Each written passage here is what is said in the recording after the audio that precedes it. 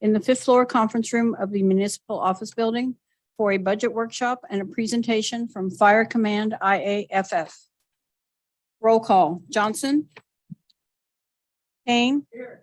Markley. Here. Knight. Here. Davis. Here. Bynum. Here. Burrows. Here. Townsend. Here. McKiernan. Here. Ramirez. Here. Warner. Here. Thank you, clerk. Again, tonight we have two items on our agenda. Our first item this evening is a budget workshop. I'll turn it over to Ms. Harrison Lee, our interim county administrator, to lead the presentation. Thank you, Mayor. Interim County Administrator Cheryl Harrison Lee. Good evening, members of the commission. Tonight, we will be having our fifth budget workshop as we work to hone in on the commission priorities and prioritize community needs. Just as a reminder, this will be a transitional budget. We are going to work to try to achieve and close the gap as best we can. But we recognize we are not able to fix everything in this budget season, but we'll start the process for long-term success and sustainability. So the objectives, next slide, please. For tonight, we will talk about the county general fund mill reduction. We are going to review some of the areas of concern for the city general fund, as well as the other funds we were asked to provide an update on at the last meeting. A brief overview of our capital maintenance improvement program, and then a follow-up to some of the questions that you've previously asked. And we will look for your consensus on some of the items you've heard and answer questions that might arise as a follow-up to the items we provide tonight. The overall objective is that we would like to be able to resolve any outstanding questions that you have and prepare for the budget adoption next month. With that, I'll turn it over to the budget team. Thank you, Cheryl.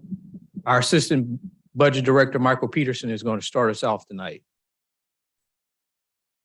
Hello, my name is Michael Peterson, Assistant Budget Director, Unified Government. Good evening, Mayor and Commissioners. So first off, we just wanted to give a brief overview of the difference between where we've seen the revenues in the past for the city and the county general funds. So what we've done is we've went back and looked after the STAR bond payoff in 2017 at what the impact of the mill reductions was on the city side in comparison with how the county general fund has performed over the same time period. And so basically we're trying to identify the different the circumstances we find ourselves in with the imbalance that we have on the city side and the difference in why we have room to adjust the mill on the county side. And so what we've seen is over the 4 years after the STAR bonds paid off, the city, on the city side, the sales tax and the property tax make up about 50% of the revenue that's generated into that fund. And so we actually for 2018, 2019, and 2020, we saw completely flat revenues in those categories. So with the reduction of the mill rate and sales tax performance, there was no additional revenue that was gained in those years in those categories. And so through the 2022 budget on the city side, we've only seen a 13.6% growth, or an average growth of about 2.7%, which hasn't kept pace with the cost of personnel and ongoing operations on the city side.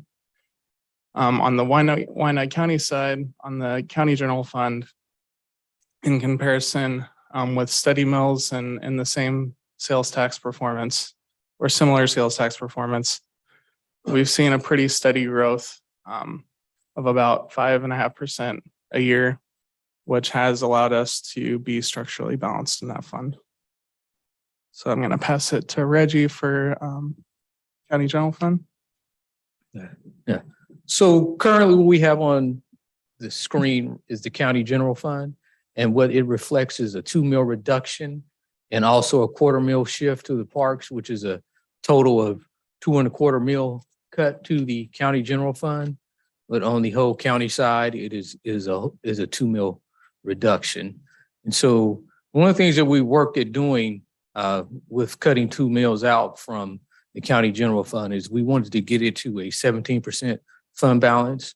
which is within our policy, our rate we like to stay at. So we were able to do that. And then one of the things not included in the county mill cut for 2 mills for the county general fund is we had a little earlier in the budget process, we had talked about a $350,000 addition for starter realignment funding for the sheriff's office. So that is not within these numbers. I just kind of walk you through everything. So 2023's revenue is $77 million. Then we have expenditures, $79 million. And then we have a $1.8 million net change in expenditures and revenues. And we can see our fund balance is $13.5 million. So our view that we have here, just to kind of let everybody know what things will look like in the future with cutting these 2 mills, is we have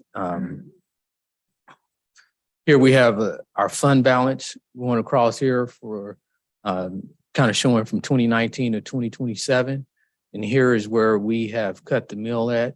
You can see our fund balance of the $13.6 million. And we can see our fund balance is 17%. And you can see we're going out into the outer years. Next year, we won't be at that 17%. So we're definitely going to have to do some work within the county general fund to get back up to 17%. And then also in 2025, we wouldn't be at the 17%, would have to do some work to get there. But out in 2026 and 2027, we still look to have some growth where we have met the 17% fund balance, and in 2027, we are definitely over it. So just some of the important things, the assumptions we made are that the assumptions assume that we have a 6.2% growth rate in residential values. And also one of the things not in here, Sheriff Soptic, he did present to us to bring the sheriff's department up to standards with the KCKPD, and that is a $2 million cost with COLAs. So those dollar amounts are not within this budget for the county general fund. Question on that before we go forward, Mayor, if that's all right. So on the Stites District 7, so on the 17% that you're talking about in the fund balance, what are we statutorily required to have in there? Is it 17? Is it 15? What is it? There's not statutory. We have a policy in-house that we have. Mm-hmm. Statutorily, we just have to have a balanced budget. And that means. So that 17 could be 15, it could be 14, it could be 13. It's just a number that we come up with, that we say we like. No, the 17% is actually a GFOA recommendation. That's a best practice. And is that the That's 3 a months? And is that the 3 months that we had talked about, or? 17% is 2 months. Two Yeah, months. 3 months would be closer to 25%. No, so 2 months. And that amount of money is what in percentage? In dollars? It's $13.6 million. 13.6 is 17%. Yes. Okay, thanks. That's all. Commissioner Townsend. Thank you. Townsend, District 1. Again, Mr. Lindsay, did you say the numbers and the assumptions here did or did not include salary adjustments that the sheriff's office had requested? They do not include the salary adjustments that Sheriff Soptic requested. Thank you.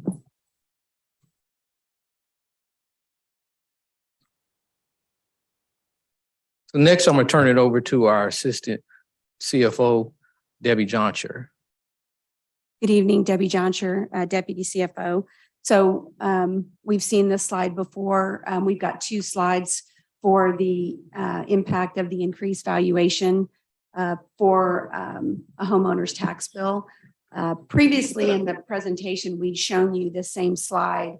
And for the 2023 bill, we had included a $500,000 reduction on the county side, which is what is included in the proposed budget. so that we could show the full impact of the 2 mil decrease, we went ahead and we started this slide back with the increased valuation with no change in the mill. So as you can see for 2023, if there was no change in the mill, a resident living in both the city and the county would pay in 2023, their residential tax bill would be $1,588, which would be an increase of $246 per year. For commercial residents, a commercial business, the value in 2023 would be $10,388,000, which would be a $661 increase per year.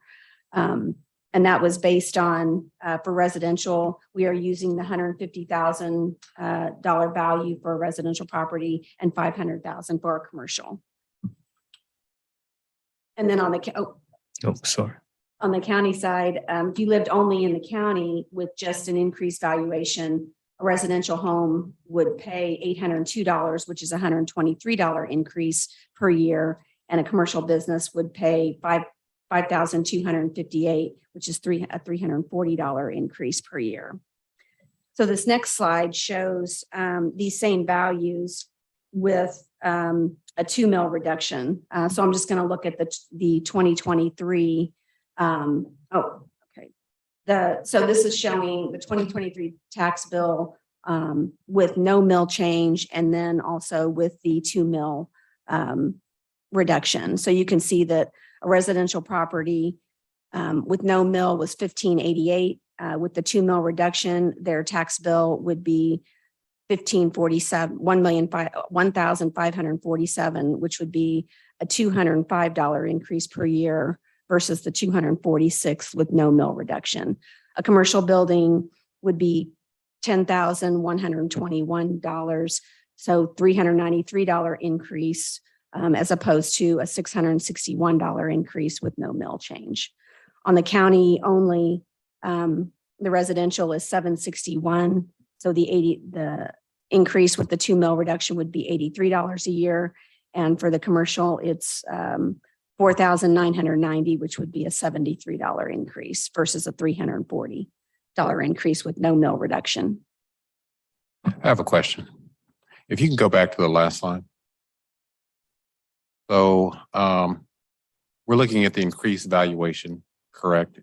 What is that total dollar amount? When you talk about the 9, I think it's over 9 meals that you mentioned at our last budget hearing, correct? What does that equate to in actual dollars that the unified government will be bringing in?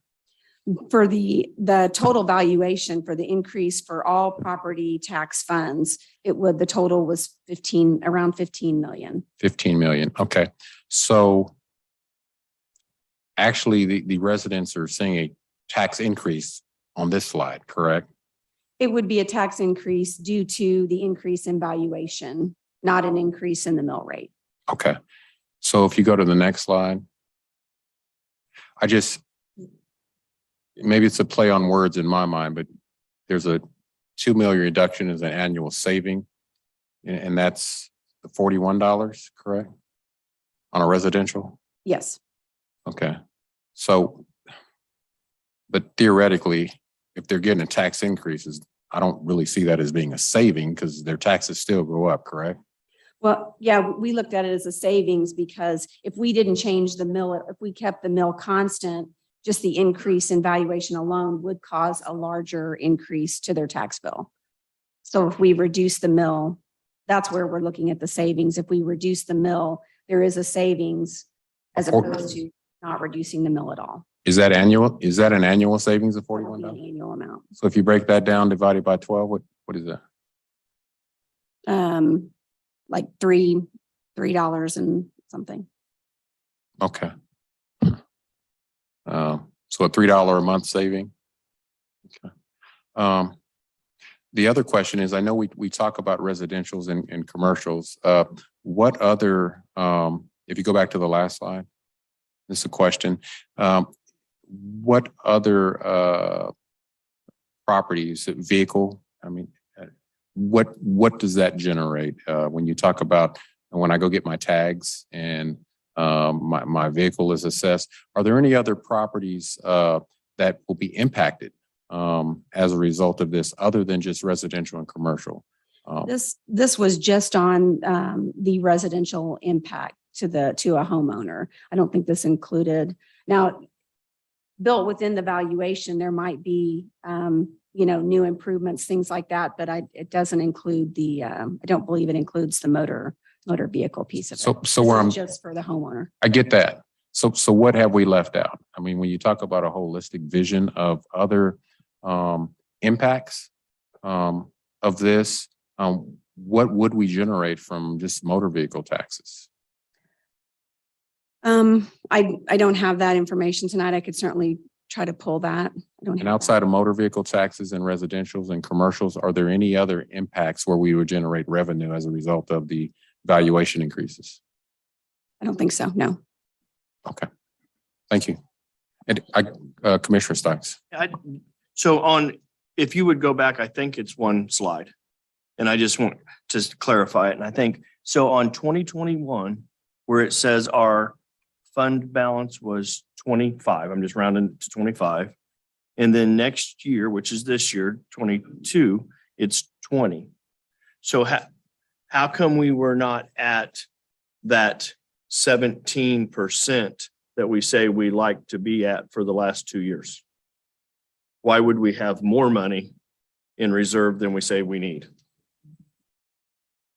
Well, at points of times, we do like to try to build the fund balance up, just to protect ourselves in case a recession comes. So who's determining that? Is it just, and I'm not being critical, I'm just asking, how is that number? I mean, how is that formulated that somebody says, well, we like to have 20 this year and 25?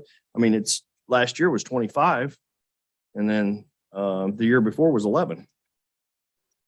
When we look, 2022 is the current year that we're in. So we're estimating based on the budget that we've already approved, what our trend is, what we're spending at, and what we need projected through the end of the year. So that money, that 25% fund balance in 2021, which is higher than 17, where did that money go? Where did it get spent down at? Because probably a portion of it's being spent down in 2022 because our fund balance is dropping to 7 to 19% in 2022. So some of that came down in 2022. Right. Okay. And also, Commissioner Stites, in 2021, this is an actual number.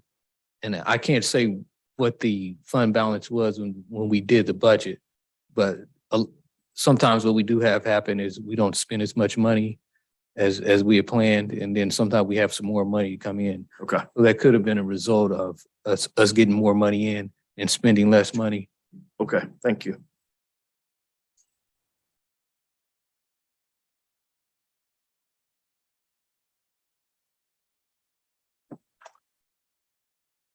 Current slide gives us a long range view of the city general fund. And one of the things that this assumptions that we're making with this view is that we'll have like a 6.9% average growth rate in residential values. But looking here at the chart and looking at some of the numbers down here, and we start looking at 2023, we can see that we are planning to end 2023's proposed budget with a 20% fund balance. And then as we move into 2024, we're looking to forecasting that we may drop to a 15% fund balance. And then as we look at 2025 and 2026 through 2027, we can see that fund balance starts to drop off dramatically. And so one of the things going on here is our revenues are not keeping pace with our expenditures that we have. I have a question. And that's a very disturbing picture for everybody that calls Wyandotte County home, at least for me. I guess where we're at today, because it just seems like it's a slow progression every year. And I know future mayors and future commissioners at some point, and even this commission, mayor, I mean, we need to take a hard look at this, but just from your knowledge, experience, and expertise. What's causing this? Primarily, and then is there anybody in our financial team that can really tell us what we need to do to at least stabilize that or reverse that negative trend that 2027 looks like we're bankrupt? I mean, I just see, you know, you don't have it in red. It looks like negative, which says to me we're broke. By 2030, I mean, I don't know what that picture is going to look like if we keep doing these things. So are there any suggestions on just where we're at today and as we move towards that 2027 number, which is a critical number, or year, I should say, what's impacting this and what do we need to take a hard look at? And then what type of decisions should this commission really consider as far as trying to stabilize our financial health here in Wyandotte County? So Mayor Garner, we have some slides to follow this that may explain some of that. So some of the questions you asked, is it okay if we move through the presentation? Right. So next I'm going to turn it over to our Assistant Budget Director, Michael Peterson, and he's going to talk about some of our workforce staffing comparisons. Good evening. So one of the questions that we've been asked is how we compare to other organizations as far as staffing levels go. So staffing makes up a significant portion of the city general fund. It's our primary cost driver as the UG, as we're a service oriented organization. And so comparatively speaking, we did see that our staffing is in line with many other organizations of a similar size or similar demographic that we've looked at. If you want to go to the next slide. So it does change when you start getting into the details. So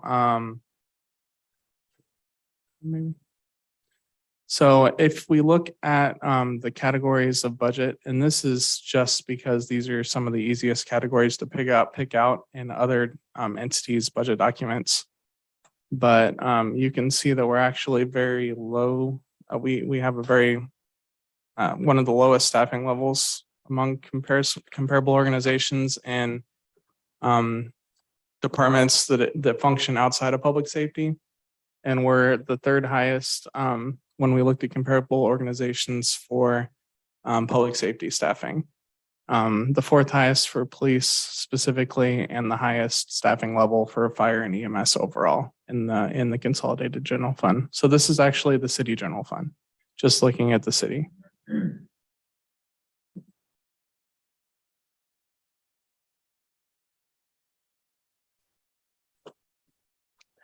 And so to kind of drill down into some of your question, Mayor Garner, this is a view of all funds. And basically what we have is our $420 million budget. And we can see what it's doing is comparing 2022 to 2023. And you can kind of see what our consolidated general funds, we had like a 5% increase, but also within here, we do have where we moved $8 million out of the city general fund for the solid waste fund, and that included revenues and expenditures. So it kind of canceled itself out. But it's just one of the things that you can see here is that as a government, we haven't really had that much growth expenditure wise. We're at like a 3% growth for all our 30 plus funds. And we do have a $431 million budget as compared to we had a $420 million budget last year. But we really did not have a lot of growth in our budget. And some of the growth here we do have in proprietary enterprise funds. The solid waste fund did move here, so most of the growth that is there, that's what that is. And then in our other tax levy funds, we do have a couple funds where the budget did increase because they had the fund balance for that. And then the next slide here gives us a view of all our funds and the reserves. So we were looking at the view of the consolidated general funds. So basically what we have is the projected ending fund balance for 2023 for our cash, and then also our ACFR fund balance, which is our annual comprehensive financial statement. So we could see that our fund balance are in line with the 17% that we try to keep. And then also, we do have some fund balances that do have higher fund balances. And so one of the things going on there, this fund balance is being figured off of our AFRA fund balance, which does include encumbrances from prior years. So here we do have like a 43% fund balance, and that is mostly in our dedicated sales tax, and that is for money that is encumbered from prior years. So this kind of touches, this bullet right here kind of touches on like special revenue and the funds that are there, and carrying forward fund balances and encumbrances. So those are some of the things going on with the fund balance across the organization. And so one of the ways to look at these different funds is looking at us as a business with multi-divisions that have different purposes. So each fund has a different purpose when you move outside the city general fund and consolidated general fund.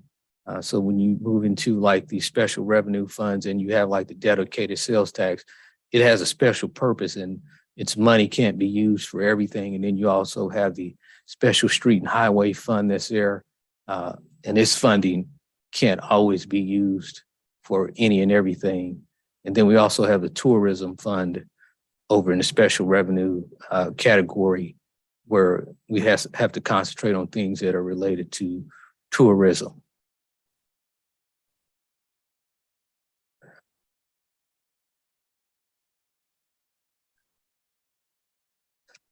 And so one of the things that we need to figure out how to do some spending on is the Kansas Avenue Bridge, which right now has a repair cost estimate for a temporary repair of about 1.6 million to $3.3 million. And right now the bridge definitely is shut down, which I know everyone knows, but this would only open up 2 lanes on the bridge if we were to repair this bridge, and it would only be a Band-Aid solution. But long term, the bridge needs to be replaced, and it would be up to $60 million for the unified government to pay for it. And so some of the potential funding sources that we have are right now within the budget, we have a $7 million set aside for ARPA grant matching. And then there also is the option for us to pay for fund balance from the city general fund, which would drop our fund balance to a 17 or 18% fund balance for 2023.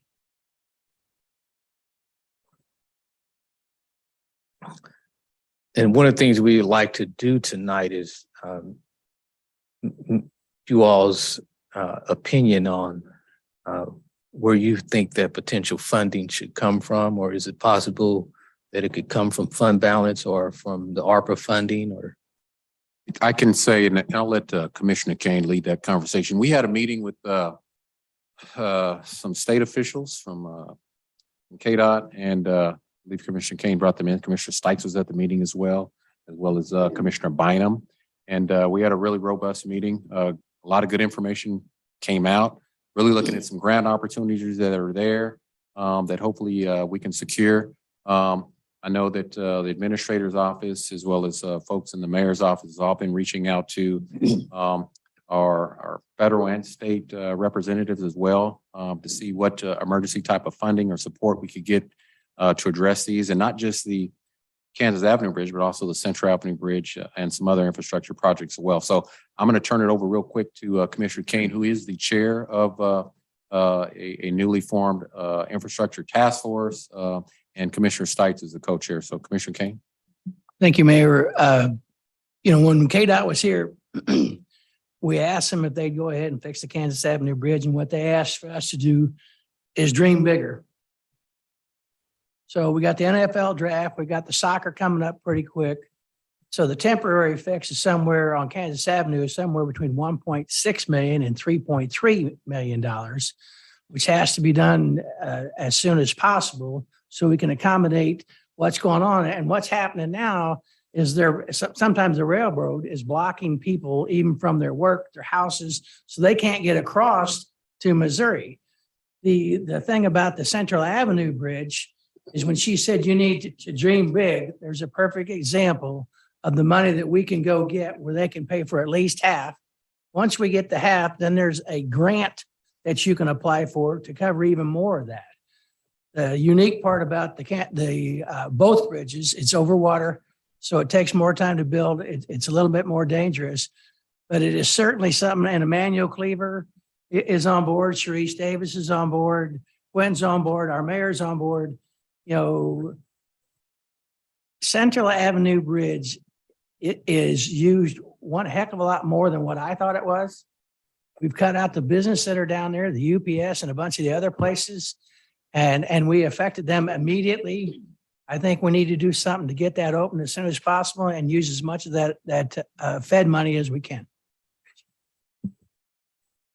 Commissioner Bynum. Thanks, Commissioner King. Commissioner Bynum. Thank you. And I just want to add, as far as finding the 1.6 to 3.3 for Kansas Avenue, I'm favoring a mixture, maybe not all ARPA matching funds, maybe partly ARPA matching funds, and partly fund balance, in my opinion, because what we had kind of agreed to that day in the smaller meeting was that we wanted to find the money locally to get Kansas Avenue Bridge open. And the Central Avenue and Kansas Avenue both are larger projects. We know that they're going to take multiple partners. But we kind of all agreed we need this bridge open. So that became good. Then you get to find the money yourselves to fix it for the temporary. And so I'm just suggesting, Mayor, that, we look at some combination of funding to get it open. And Jeff Fisher's here.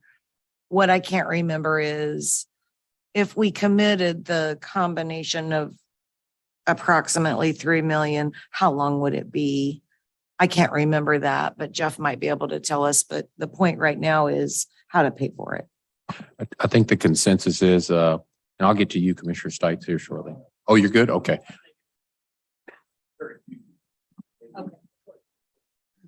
Mr. Fisher, can you come and address that question for us, please?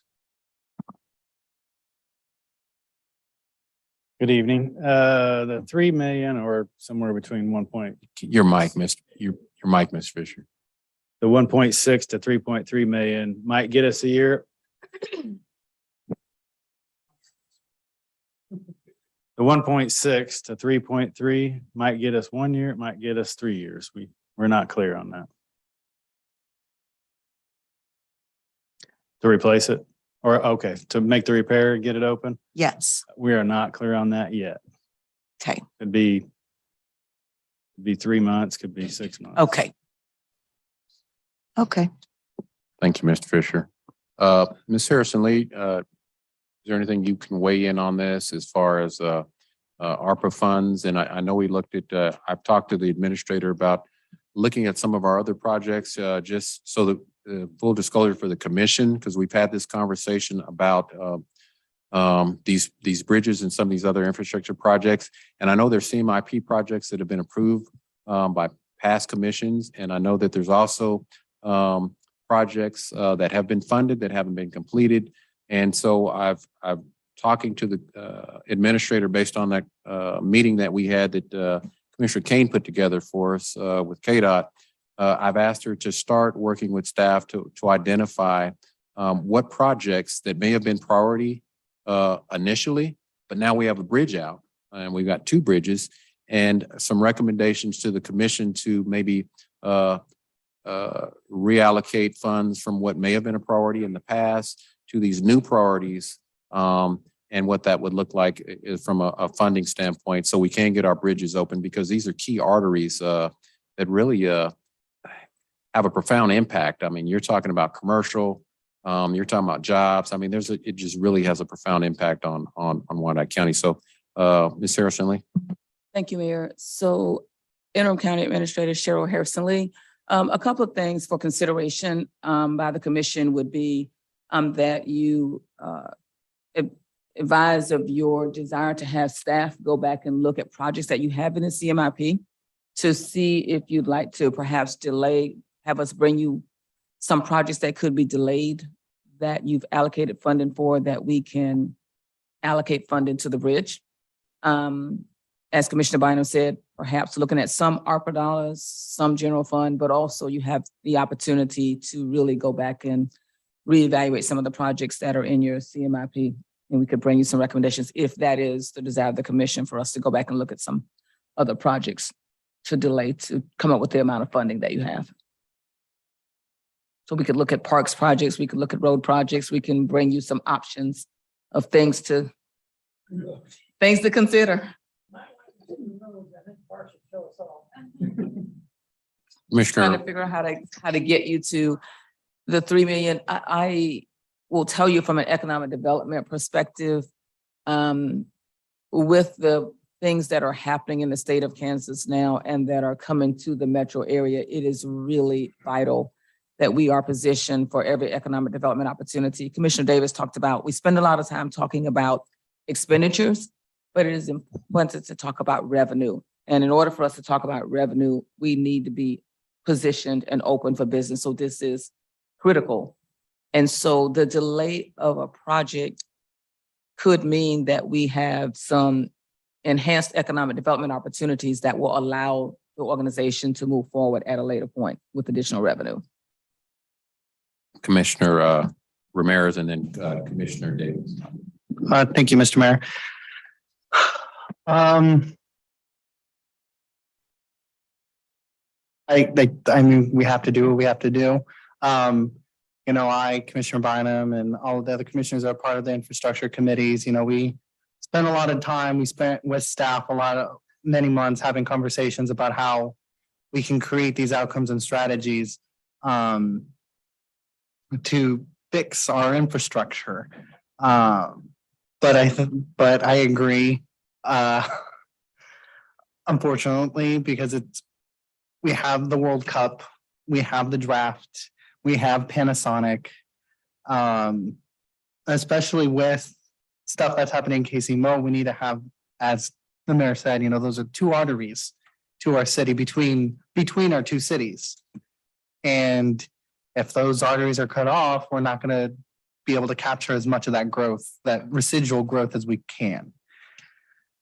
So I would begrudgingly agree to have a mixture of funding sources for this, not just one, but multiple different, so that we can come up with it.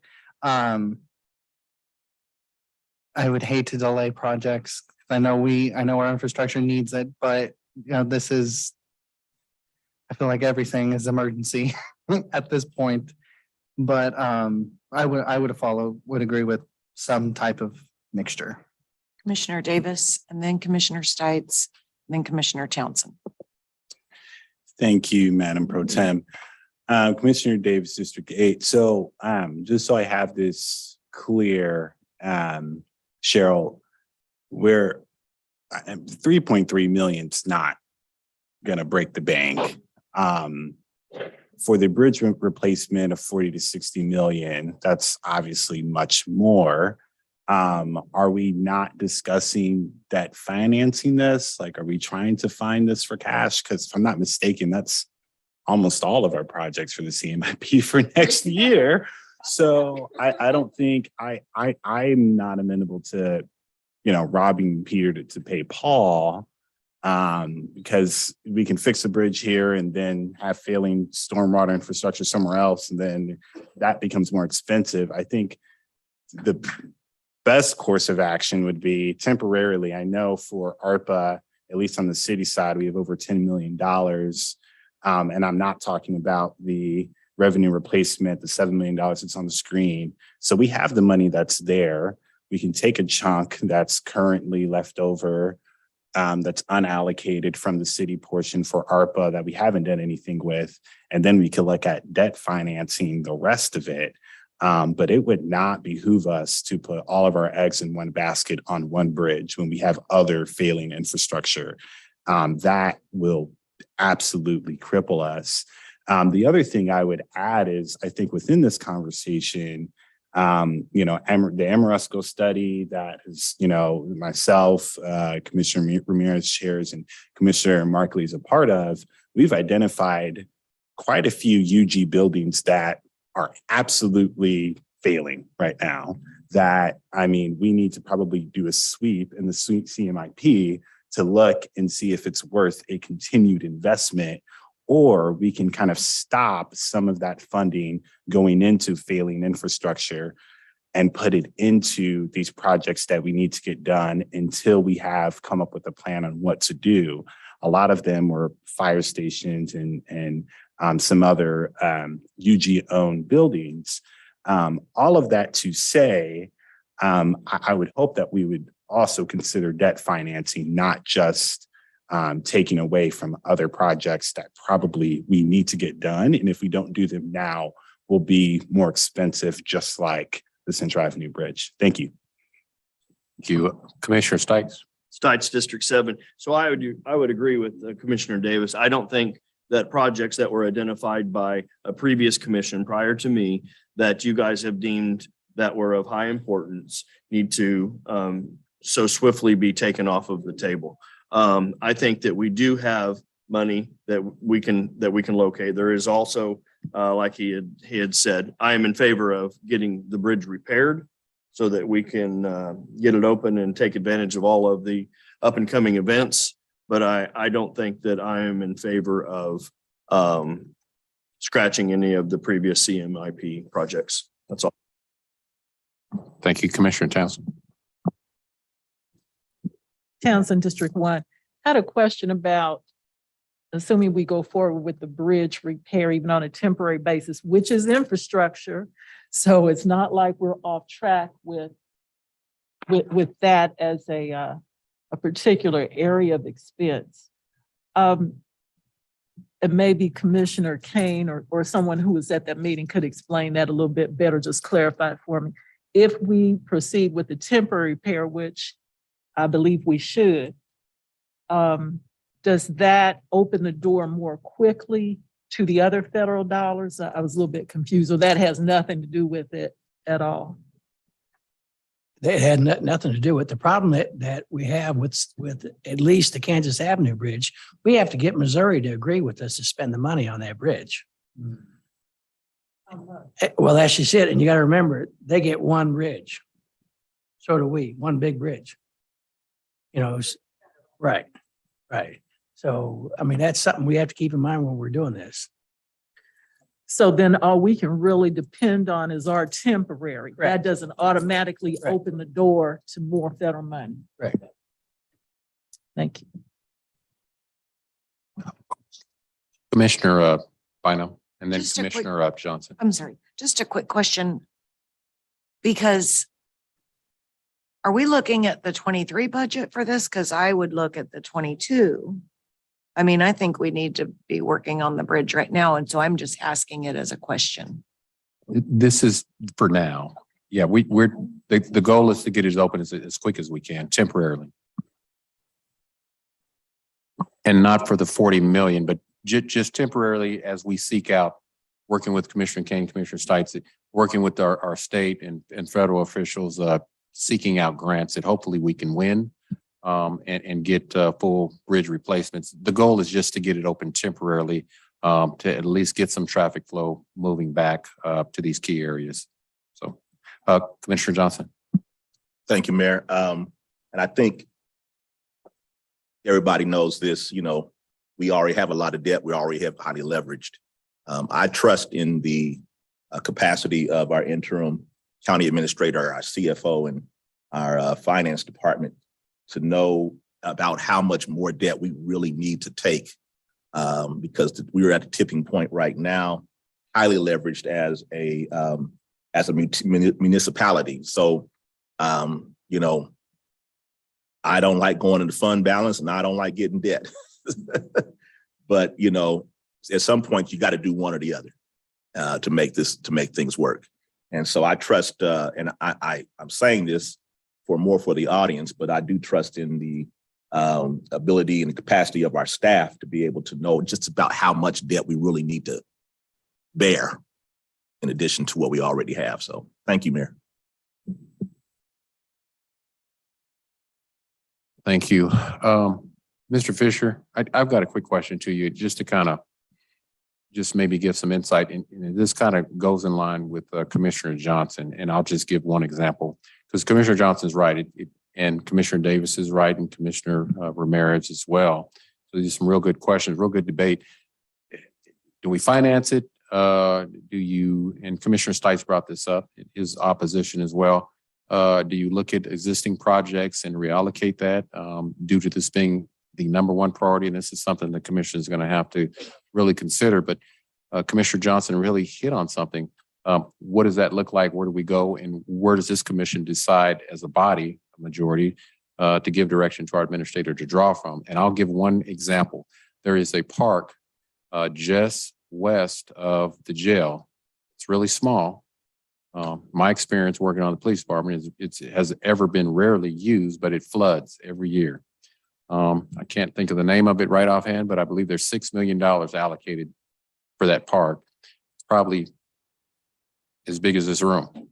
And so when you talk about priorities, I don't know, and that's something for this commission. Is that a key priority?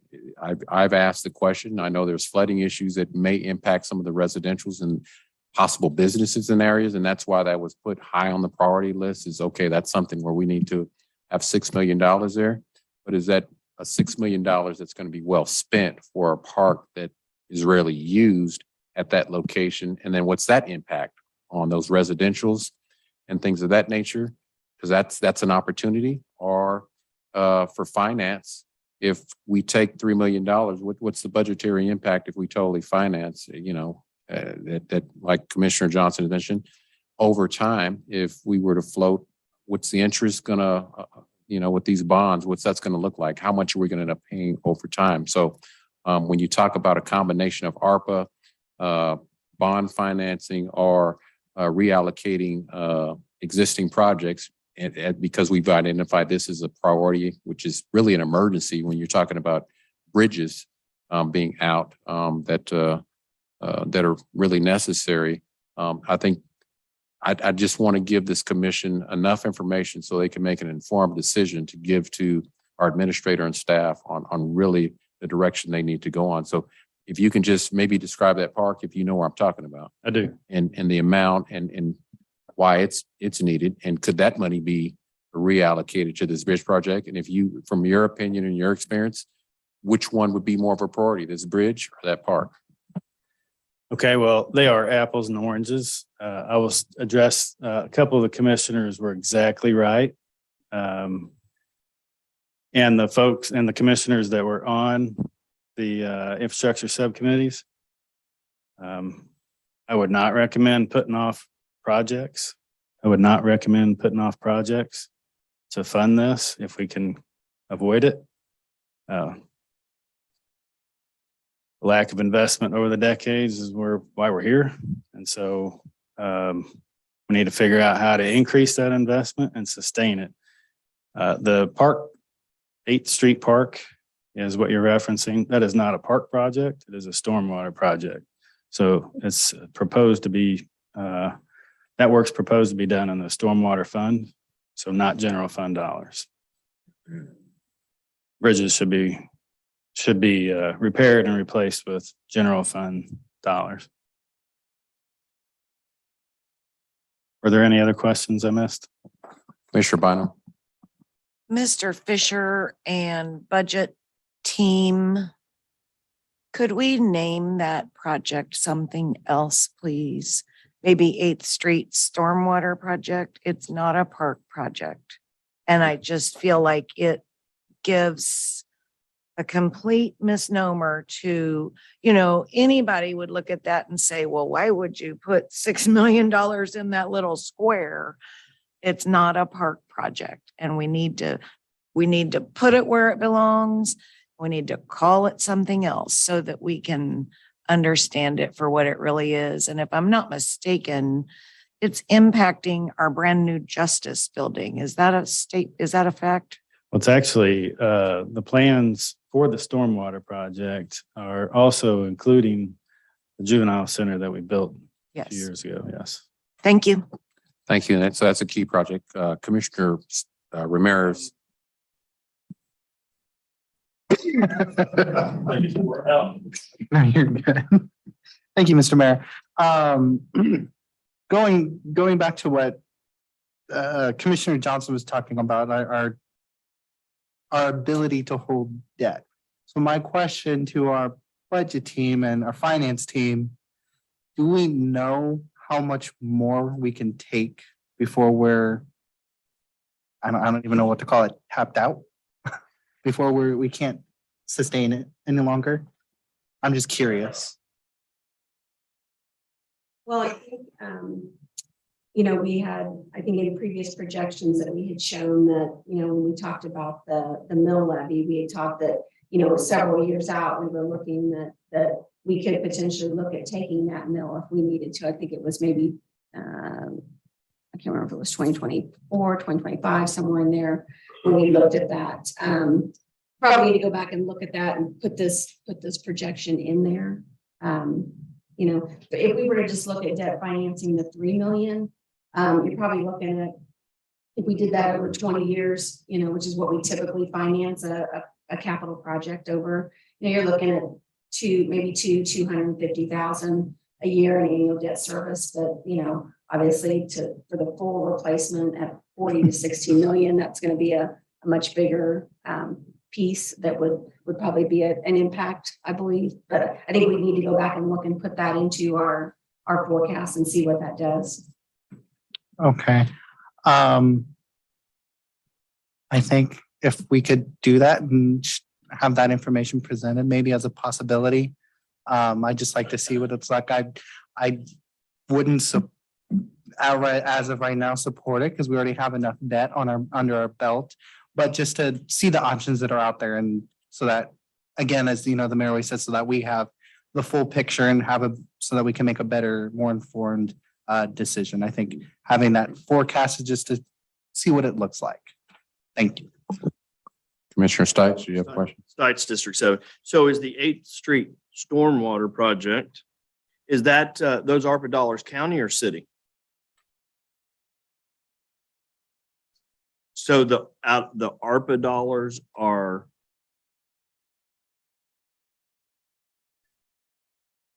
No, I don't know. I'm asking. I believe they are in ARPA. I was under the impression that they are under ARPA. Am I right? Yeah, I Yes. believe they are. Are they out of the county side or out of the city side? So it's a city. Now, I don't know if it's city or, so we have the ARPA combined. So I don't know if it's city or county. The $6 million that we are saying that is allocated to go to the 8th Street Park, renamed 8th Street Stormwater Project, that how are we paying for it? Is it out of the ARPA, which I believe that it is? I just got confirmation that it is. And then is it out of the ARPA county dollars or out of the city county ARPA dollars? I think that should be the ARPA city. We'll confirm that. but Thank you very it should much. be City. Thank you. 6-2. Commissioner Burrows. Thank you, staff. We have a 17% ending balance in our 2-month reserves. Didn't we make a policy change here a handful of years back to have a 1-month emergency reserve also? That's included in the policy. Yes, the 17% is the 2-month minimum. And then the emergency reserve was an additional month. It wasn't, I don't think it was set that we were going to, that was going to be a new minimum, but we were working toward trying to get to that 25%. How much is in, 17 is the minimum. yeah, and thank you. How much is, by dollars are we talking about in the emergency reserve? Do we know how much money is in that additional 30 days? Or is the 17% counting the additional 30 days? I'm trying to find a separation here because we have a 17% ending balance, but I thought I heard you state that that was 2-month reserves. But if I remember correctly, this commission has pushed for an additional 30-day emergency reserve. And 13, right now, what we have built in there is we had 13, we were showing a $13 million fund balance, and that was the 17%. Let me see what that would be. okay, so we don't have a 90-day reserve then. So it'd be additional 6.5 million. 6.5 million. And I guess maybe I'm not posing my question properly. It was my understanding as a commissioner that we had reserves for 2 months funding and we were building a 3rd month. Have we not completed that 3rd month funding and classified it as an emergency fund? No, we have not. Okay. All right, thank you. Thank you. Commissioner Kane? Well, do any other commissioners want to weigh in on this topic? I guess my takeaway, I don't want to speak for Commissioner Kane, but the takeaway is that going along with Commissioner Ramirez, the commission would like to see what these options look like, and so they can make a better informed decision with that information. Commissioner Kane, I'll let you take it. Let's try that, see what we come up with. If we can't live with it, we'll do something else. We just need to know we need to fix the bridge. Administrator Lee, how soon can we get something back to the commission so they can, at least digest this information and then come back and give some clear direction on where this commission would like to go? Interim County Administrator Cheryl Harrison Lee, we'll start to pull together some options for you tomorrow, and we'll probably want to send those to you ahead of waiting for the next meeting so that you can look at them. Ideally, I'm thinking that I'd like to probably get feedback from the commission before we get to our next meeting on moving what you'd like to do with those. So we'll get you something next week and then arrange to get your feedback. And instead of replying all, if you could just reply just directly to. Yes. I want to keep our council happy.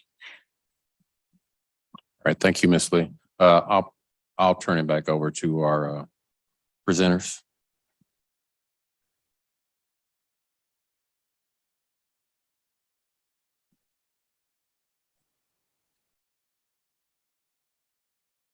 Current view on the screen is our consolidated general fund. And what we're displaying here are budget impacts by department functional areas and also account type impacts. And so one of the things that I'll zone in on is this is for the consolidated general fund. And our 2023 proposed budget is a $258 million budget there. And last year was a $257 million budget. And so we can see we have a 0.13% increase in that budget, but that also does include, we move the solid waste fund out of there. Just kind of give you all that we really haven't had a whole lot of growth here. And what we've done is by department function, shown where the growth that we have, showing where it's at. And so we can see we almost have like 10% in public safety and also community services. And then our general government had almost 7% of growth. But then we did have some departments that did have some drop-offs, and this drop-off here is where we moved out the solid waste fund. And so next, down here at the bottom, we have our account type impacts. And we see we have personnel costs that just grew at like 2%. And one of the reasons we are able to get away with that is because of the vacancy rate we're running. We do have like higher personnel costs when our COLA is 4% increase. And then our health insurance is like a 7% increase. But with the vacancy rates that we've been running, we have been able to keep those in check and have not much growth. But we do see where our capital outlay, we have increased there. Also, commodities, just due to fuel and utility costs being more for us, we do have increases there. But all the other categories have been lower. So one thing we thought it was important just to show here, it had been questioned like where some of our funding is going. And we just kind of wanted to show that you can see what 0.13% increase. We don't have much of an increase in our county general fund and our city general fund and also our consolidated parks fund. And then this breaks out just that our categories, our cost categories aren't really growing that much. And so you see some of them are actually going down.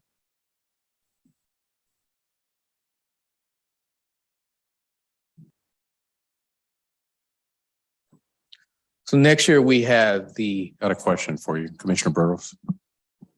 Thank you. And Reggie, I'm looking at line numbered 53 commodities. I see an increase of almost $1 million in commodity costs. What kind of commodity costs are we including in there and that would increase for $1 million increase in 1 year? What? So we have fuel that we have to pay for. And then we also have natural gas costs for our buildings that we have to pay for.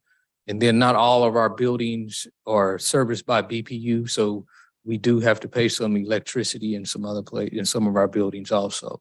So and the costs have definitely like gone up a lot. So that those are what we're reflecting there. All right. Thank you. Thank you, Reggie. Commissioner Johnson. Just wanted to follow up on Commissioner Burrows. Can you tell us by how much in terms of dollars and or percent our fueling and things of that nature have gone up? So I'm thinking, I heard somebody say somewhere around 25-30%. Is that a myth or is that something that's true? Yeah, I think for fuel, we have like a 35% increase, and then natural gas costs have spiked and it's maybe somewhere around 40% or so. I clarify. Okay, thank you.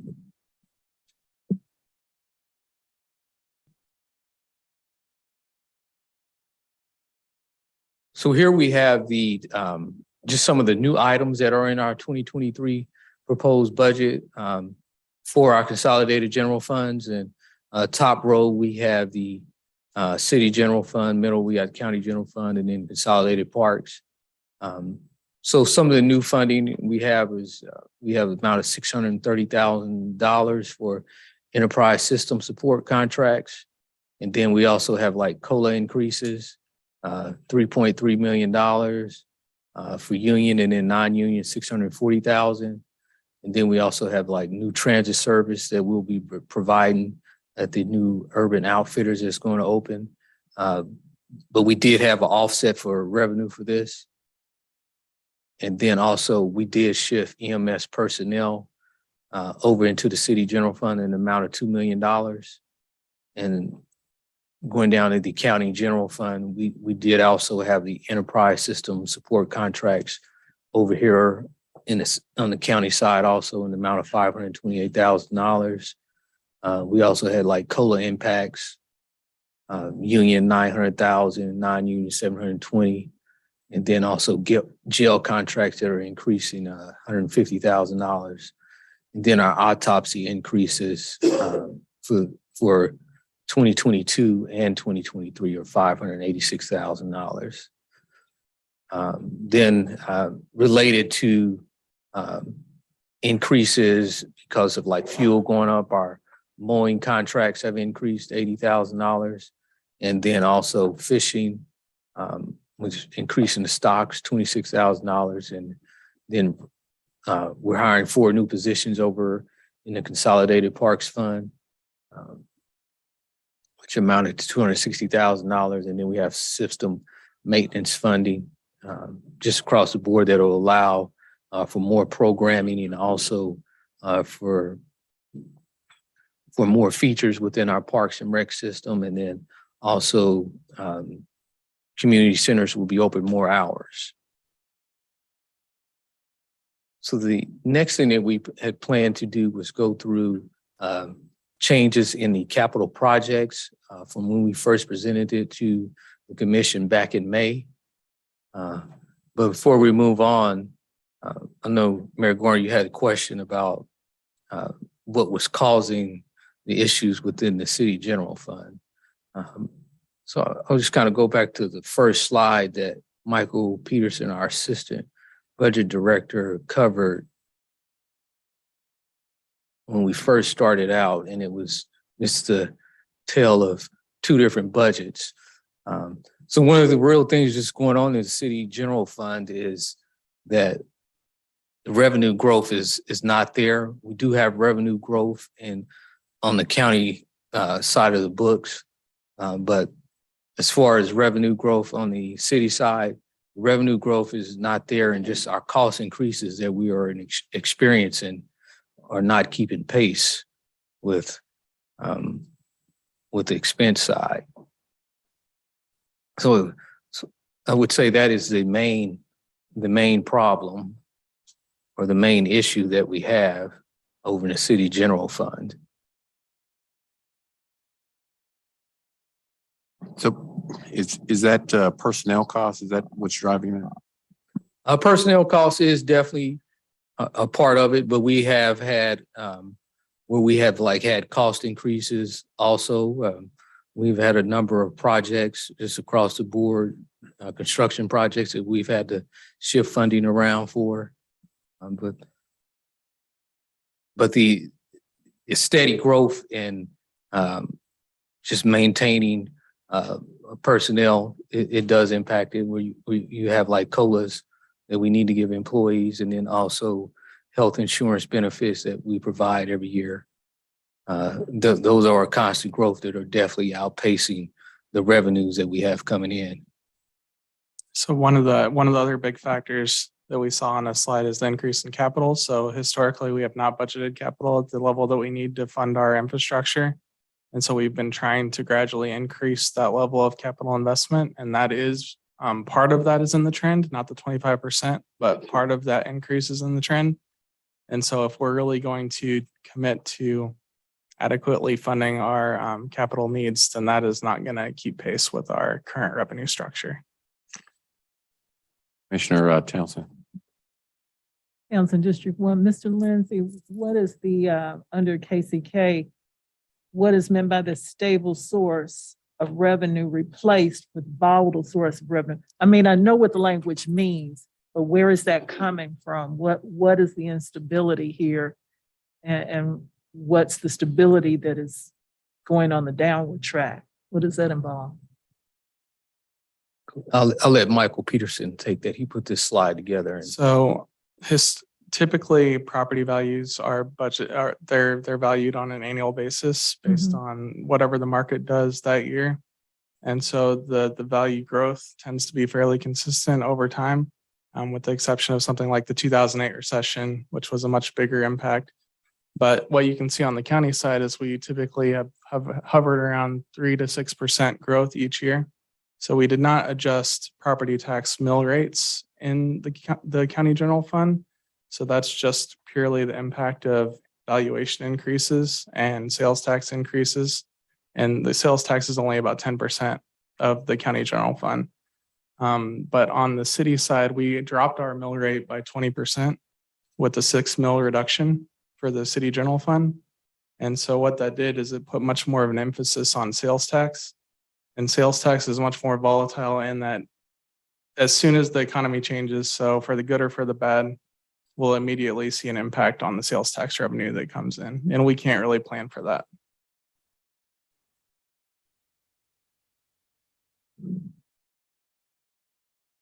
I hear you. But I guess it's all the up and down and the colors that are throwing me out. So basically, we're still reliant for the most part on property taxes. So on the city general fund side, if I remember correctly, I think the property taxes is only about 18 or 20%. Okay. So sales tax is about 30% of that revenue now. So so on the county side, we're 60% property tax, 10% sales tax. On the city side, we're 30% sales tax, 20% property tax. So it's swapped. So if you have a larger change in the sales tax, it's going to affect the city general fund more than it's going to affect the county general fund. Yeah. Well, and then with COVID over the last couple of years, that certainly decreased people's incentive and ability to go out and buy whatever, and that's going to decrease sales tax. So I see that. But considering what we heard in this past Monday's meeting, dollars are going up because the property values are going up, taxes. So, okay, thank you. Commissioner Johnson. It's kind of a dance there between valuations and mill levy decisions. So we looked at, and I think you said it right. Well, I know you said it right. The 21% decrease was based on the fact that we did 6 mills over 3 years. And the thing that we have to realize is the decisions that we make today are not going, we won't see that today. We won't see it for the next year or 2 or 3. And that's kind of where it's saying 21% decrease in mills resulting in flat revenues until 2021. And I think that's amazing, even in light of that, because we had COVID. So the fact that we were able to see an increase in 2021, I think, now we're dealing with the fact that we are seeing some property rate increases, and that's what the citizens are not happy about that. But the reality is that they did see some decreases. They did see some flattening in years. Nobody's going to come up here and say, I thank you for keeping my property taxes stable over the past year or two.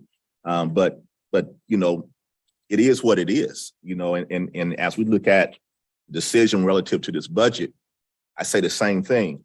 If we make a decision to lower the mill, you have to understand that the budget may not reflect that until the next year or two, depending on the economy. And I don't think that, property value is going to continue to go up as much as they are right now, but that would be speculating on my end. So I think I'm gonna get back into my skis. I'm way out there. So I'm just saying, we have to be mindful of the decisions that we make. We don't see immediate response in the market or on the financial statements because there's so many factors involved in that. And I really appreciate that screen right there. Thank you, Mayor.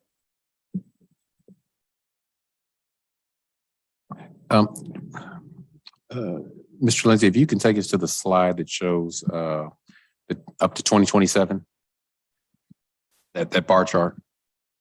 That was my final question based on. For the city general fund? No, well, it was the one where we basically, the bar chart by 2027, we were negative. Yeah, that one. The three of you that are there, and I'm not trying to put you on the spot, but I know that we all got to make some hard decisions. That downward trend, based on you all's expertise and looking at these financials, what are some of the hard decisions that you all would recommend this commission take in regards to that to maybe stabilize that trend so we don't end up below that line in 2027? So we definitely would have to reduce services somehow. And just kind of give you a background. So one of the things that we have been doing with the city general fund, we've have had to make room to have increases for employees and deal with health insurance costs and things like that.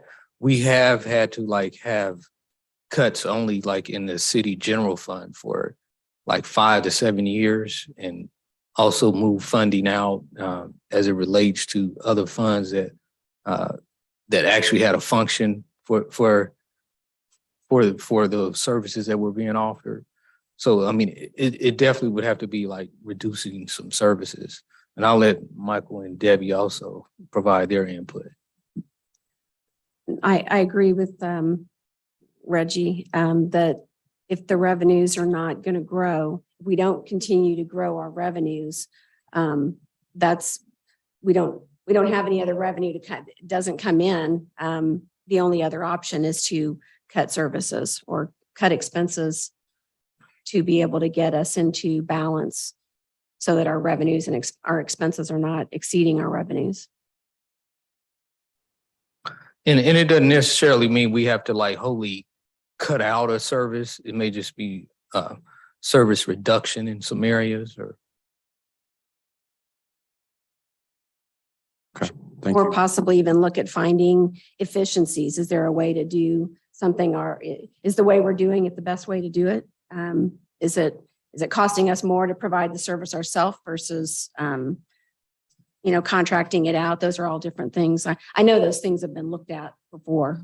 And then also long range to intermediate. I mean, some of the things that Commissioner Davis and County Administrator Cheryl talked about, finding ways to increase revenue through economic development and other means. I mean, that is definitely something we have room to concentrate on also. Commissioner Johnson and Commissioner Stites. So when you talk about economic development, how is that reflected in the budget or the forecast going forward? Is there a certain percentage that we're putting out there for economic development? How are we kind of building that into the overall forecast for the years going out? So currently we don't have, we do have growth that we're expecting from sales tax, things like that. Also, we do have revenue growth from residential appraisals and commercial appraisals that we currently have, but just new economic development growth. I don't know, Debbie, you thinking? If we know that a new project is coming on, we can build that in. But if we don't know of any new project that's going to come on for next year, we wouldn't build it in. Okay. If we had something right now that we knew was going to happen in 2 to 3 years, we might build it into the long range forecast. Right. But we would not build it in if we weren't sure that it was going to come online. And County Administrator Harrison Lee has already said, and we've talked around the table, economic development.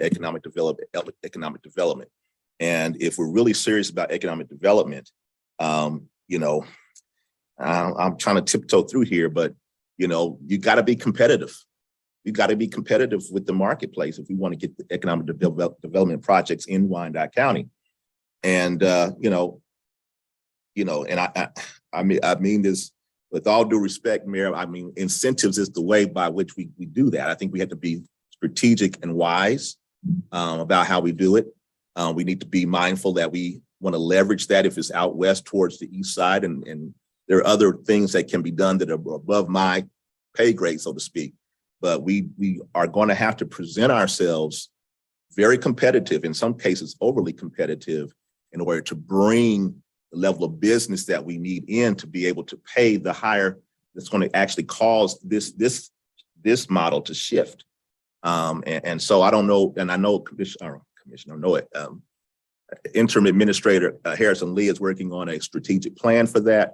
I'm excited about that, but I think that is something that's going to help us around the table, because if we're just going to be talking about what can we cut, you can only cut so far. We can only go into the fund balance so far. We can only borrow so much, and I think we're already there right now. So economic development is our way forward. So I'll better stop before I get in trouble. Commissioner Stites. Stites, District 7. So I'm going to back up and kind of piggyback off what Commissioner Johnson just said. And I will tell you that when these developers, I deal with them every single day, when they look at our mill levy and they say that they see our mill levy, it's a direct turnoff. I talk to them and they're like, man, we can't go there. We can head south. Your taxes are too high. And so as we sit here and talk about how we're moving forward with our, I mean, we can throw incentives out there, but at the end of the day, that mill levy directly affects development in our city, county. So one of the things that I go back to this bridge, thinking about how we fund this bridge. I know, I mean, we got to figure it out. So we had talked, and I went back to my notes about the funded positions that we carry within the police department and the fire department. Well, through the county and the city side. And we have funded positions right now. And I'm not saying that I'm looking here to cut any positions. I'm just talking for temporarily while we, how many we carry on the books.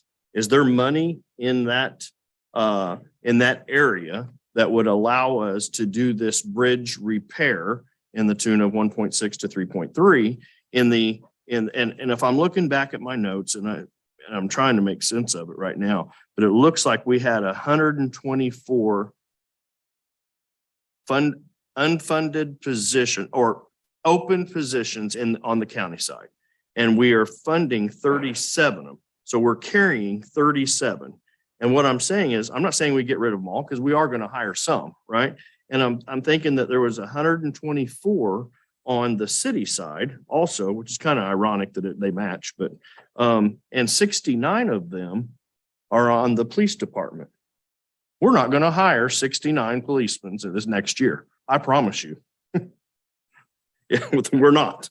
So is it possible for us, and I don't know what those dollars look like, but could we, and I'm not saying I'm advocating for reduction in our police or our fire or any position. I'm just saying the amount that we carry on the books today to fund this bridge repair, what would that look like?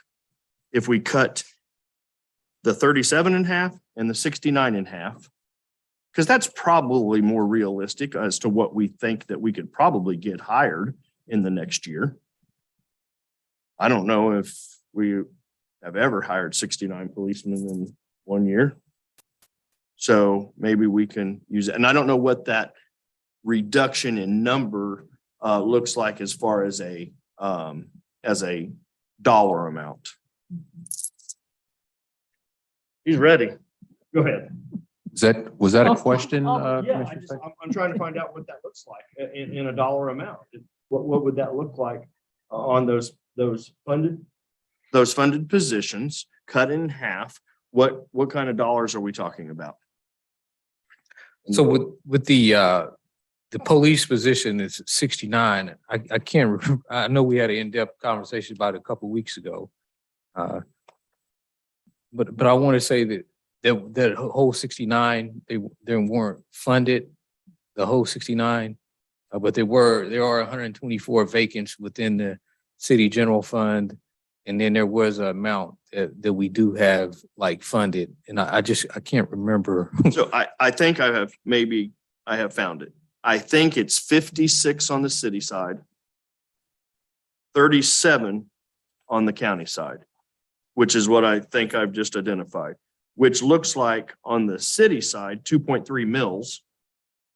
And on the county side, 2.6 mils. I know we're not talking about mils today. We're talking about dollars. But if you just talk about 2.6 and what that equates to in a mill on the city side is what? 1.7 million. Okay, times 2. Just doing a little short math. That's $3.4 million. We kind of just identified some money to get our bridge repaired. That's all. Thank you, Commissioner Townsend. And I like the way my colleague Townsend District 1 is thinking about that, but I'm looking at the $4.3 million deficit we have in the city fund right now. And my point is then I would like to see, as the commission has charged Madam Administrator, Interim Administrator, and staff to come back and look at some other funding sources too, because I don't know how else we could decrease that reading in the city fund. I like the idea about the project and getting it funded. I'm also cautious when staff comes back with options. I hear in my head what, is he on? No, there's Mr. Fisher.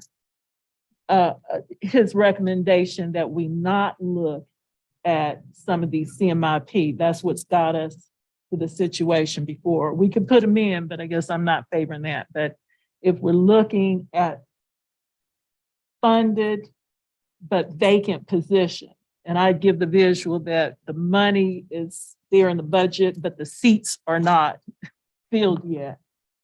I see that as a way to decrease our $4.3 million deficit that we have. That's the other part to the equation that, since Commissioner Johnson was tiptoeing, to use his term, that's the other part of it. You know, taking those expenses and looking at where we're really expending money right now. And that's in personnel and services. Thank you. Thank you. Commissioner Burrows. Thank you. And this is something that was brought up early on during our budget discussion. And I think it's morphed into that we were looking at cutting personnel. And that's not what this was about. And I appreciate my fellow colleague bringing it up. And you're absolutely right. It was 124 in each city and county.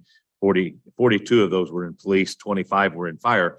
But it wasn't broke out as to, we had 56 funded, as you stated, on the KCK side, 37 funded on the county side. If we were to take half of those, and I believe the average salary was figured at $95,000 that was presented to us, it's $4.3 million in savings. If we took and just cut half of those vacant positions that are presently funded, if we're going to hire 37 people or 56 people within the next 3 months, then it would be a moot point to do this. But if we're not going to be able to, there's additional dollars moving forward.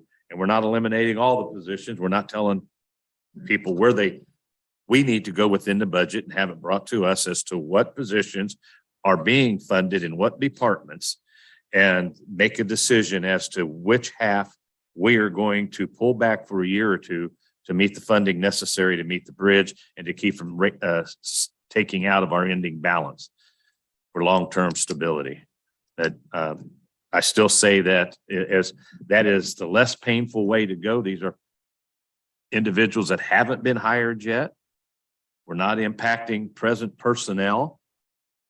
And I really am remiss to think that when this subject got brought up, it was going around that we were looking to cut personnel. Whoever started that rumor, that is, you're doing a great disservice to the employees here, because that is not what the commission stated.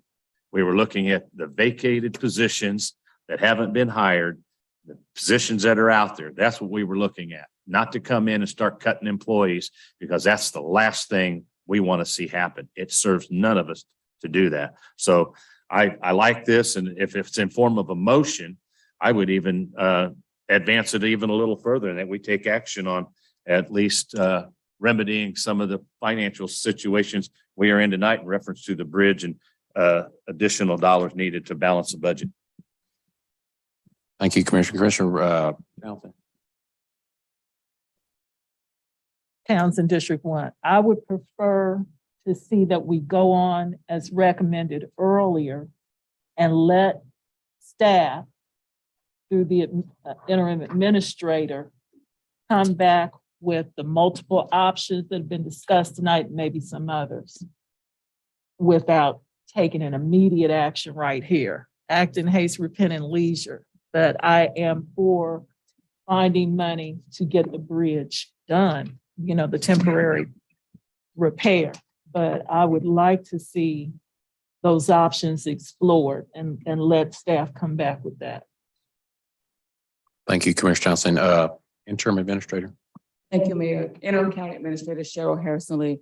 I want to provide some clarity on this vacancy and how these vacant positions and the funding and what's really available in terms of funding. So I'm going to turn to our Assistant County Administrator, Alan Howe, to kind of speak to that component and provide some clarity on funding that is available with vacancies. Okay. Alan House, Assistant County Administrator. I think as we talked about at the last budget workshop, in terms of the vacancy rate, the budget is built on an assumed vacancy rate that follows the trend in the organization. So that doesn't move necessarily all that much, but over time it can move depending on how the economy and how easy it is to get employees or how challenging it is in the market. So our vacancy rate and our budget assumes a vacancy rate that is already built in, and it's around, say, 8%, 10%. So if we assume in the budget that there are 10% of positions that won't get filled during the course of the year, right? And so we have more positions on the books than we actually have sort of dollars to fund them all, because we know that we're never going to be fully employed for 365 days a year. So in terms of, I think what we're hearing perhaps from the commission is, can you push up on that vacancy rate in order to kind of hold back on positions in order to free up sort of additional cash to fund the bridge or other priorities? And the answer is, we can, as management, we can kind of turn that dial to a degree. We did it, for example, during COVID, when we kind of really clamped down on hiring, and that does show up in the bottom line. It kind of shows up in some of those numbers that we were seeing earlier tonight. But it does also have organizational and work impacts, because if somebody's not in that position, ultimately that work is not going to get done. So we can adjust the vacancy rate. We can use that as a tool to kind of manage within the organization, but also just knowing that it has other medium-term impacts within the community. Thank you, Mr. House. Ms. Burrows? Okay. Just circle back on the original topic, and I'll let our administrator weigh in as well. I appreciate the comments by Commissioner Johnson, and I do agree we have to be intentional with economic development. That's one thing I've been saying. I think that's the partial way out of our financial situation, is really focusing on economic development. And I know you all have heard me say it again, and I hate to keep repeating myself, but when you talk about being intentional with incentives, I do believe we need incentives to attract developers here, but they just have to be responsible. And that's just my opinion.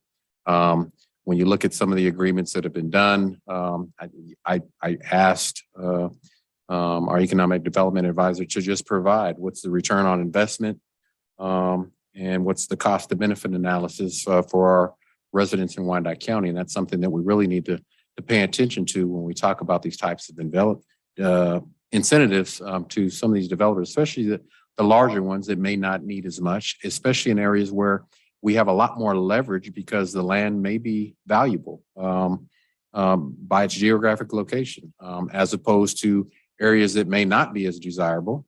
And we may want to offer enhanced incentives to get the types of growth opportunities that we know we need to expand our tax base, bring in the residentials, the brick and mortar businesses, big and small, that can provide jobs, as well as anchor residents right here in Wyandotte County, and hopefully attract new residents and business opportunities to Wyandotte County. Because really, part of this conversation, and I know staff somewhat hit on it, is our revenues are stagnant. We're not bringing in a lot of money. How do we bring in money? We bring it in with economic development. And so if I had a call to action for all of us, is that we really focus on economic development for Wyandotte County, and not just east of, not just west of 55th Street, but east as well, and bring that balance. and look at some of these great opportunities. I can tell you, just talking to Levert Murray, Mr. Murray is really taking a hard look at this along with staff, Catherine Carter, Gunnar Hand, and trying to work with them. I've been having conversations with our administrator and some of you as well on really trying to ramp up identifying some of these bright spots for opportunities for economic development. And we've identified a few of those. For example, tomorrow, Mr. Murray has put together a coalition or delegation, I should say, of individuals that are trying to court a developer over to Commissioner McCarron's district to hopefully enhance, possibly at least have that conversation, how we can enhance and grow the Rock Island Bridge development in that entire area. Looking at in Commissioner Davis's district with Indian Springs and valuable opportunity there. Commissioner Johnson's district when you talk about downtown, as well as opportunities that we know exist from certain developers' interests in Argentine, Rosedale, and Armourdale, and then the continued interest that we get outside in Village West. But I think we just need to really have a strategic plan countywide when it comes to economic development. And I know our administrators talked about that. She's pushed that. I support that. But I think our way out of this long-term has to be a hard look at how best to bring in the type of goods, services, resources, and economic development opportunities. They're going to expand our tax dollars and also provide not just providing goods and service, but the jobs that can really cause for a resurgent Wyandotte County. And Administrator, you want to piggyback off that? Thank you, Mayor. Interim County Administrator Cheryl Harrison Lee. There's any recommendation, the recommendation would be that you can't cut your way out of this. You have to grow your way out. And we talked about previously in one of the presentations that residential doesn't pay its way. Doesn't pay its way when the homes are $1 million. So it doesn't pay its way at 150,000. The value of the mill that we presented earlier, we saw the value of the mill in various counties. And so when you look at the value of the mill, what we're seeing is the value of the mill is higher in those counties in Kansas that has an appropriate balance of residential and non-residential growth, mainly commercial, so that we're getting that high dollar value type of economic development work. So in order to be competitive, we have to look at the ease of development, look at how timely developers can get through our process, look at our mill, look at our incentives, and looking at projects that can serve, or a project that can serve as a catalyst for additional development. The strategic plan will absolutely be a start in that direction. The second part of that will be kind of the implementation action plan that looks at incentives. And that's looking beyond just the state incentives, but looking at what we can do with local dollars to be able to generate development. But this is not cutting your way. This is growing your way. Thank you. Commissioner Stein. Stites District 7. So, County Administrator Lee, I appreciate what you said. And I agree that we're not going to be able to cut our way out of this. But just like a cut, you have to stop the bleeding before you start putting stitches in. So, and I agree with you. And I will tell you, again, I'm going to go back to what I said about development and developers. I deal with them every single day. Our time, and I'm not wanting to talk negatively about a single department, but our process of getting through from application to permit is terrible. I mean, terrible. There are developers I know firsthand that have walked away from Wyandotte County because they said of the slow process that it takes, and that they're being told, well, we can schedule a meeting in 3 to 4 months. Well, you know what?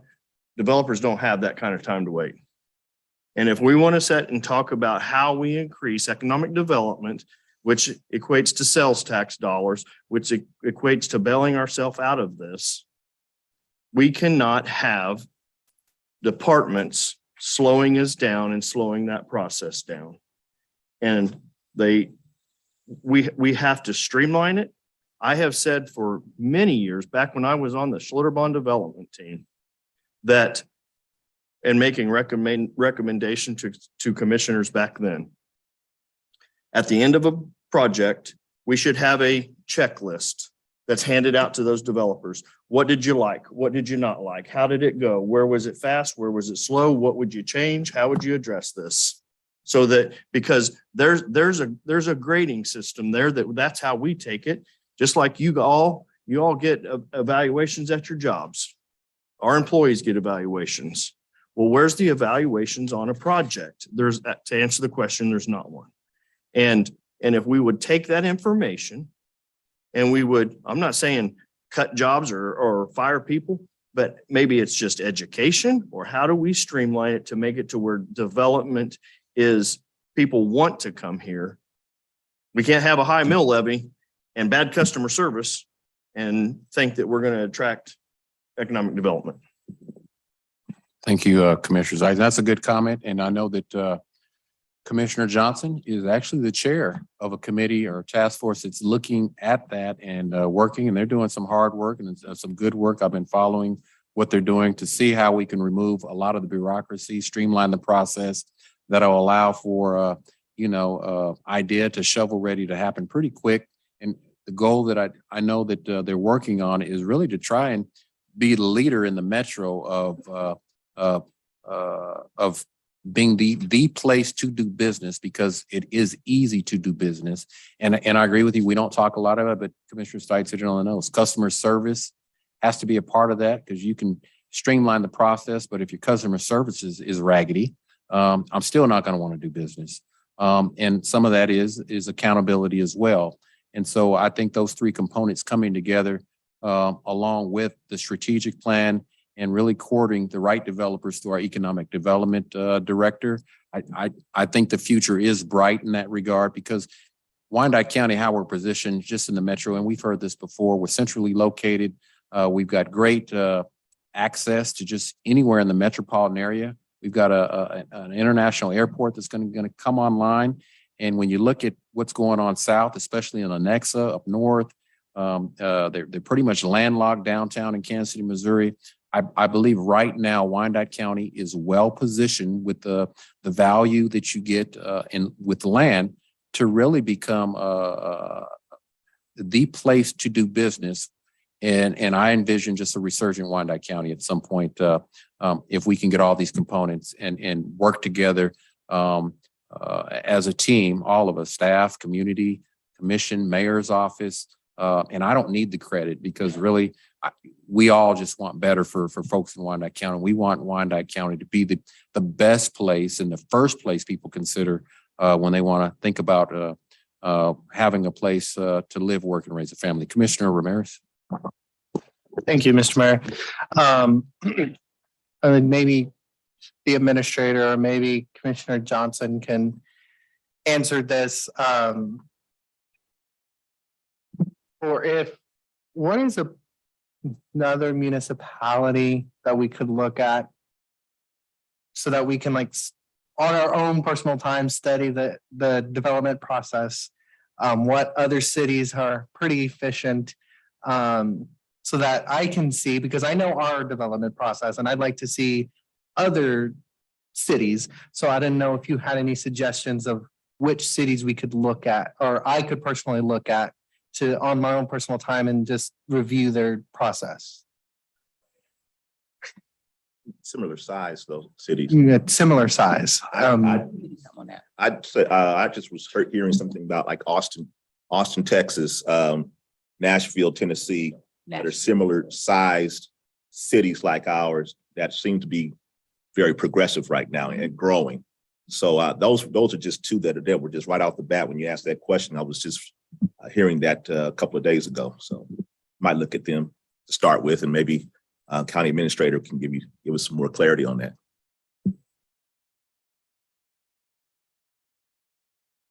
Okay, where are we? Are we moving to the next item? Because if so, I'm going to give us a 10-minute break.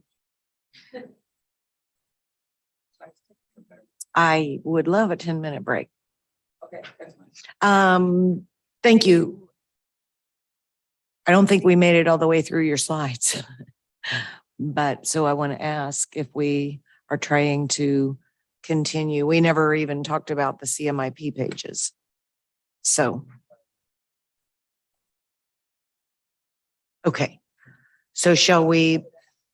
Yeah, why don't we do that? Let's, and we still have another presentation. We just need to be mindful of our time. Come back at 3 till 6. Thank you very much.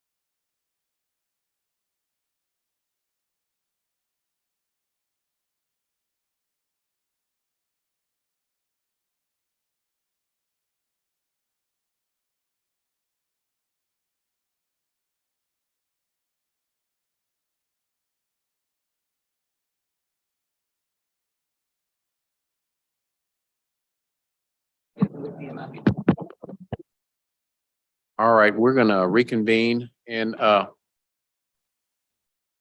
if our finance team on your presentation, if you can kind of just work through it in the interest of time. You got a hard 15 minutes. So if you can just walk with us so we can get to our next presentation. I know we have other individuals that need to get on deck to make their presentation as well. So thank you. Thank you, Mayor. So what we're going to go through is the capital maintenance and improvement program, CMIP updates from, we had a CMIP as a whole commission meeting back in May. And so there have been some changes to the CMIP since then, and we want to highlight those changes. And so we can see here on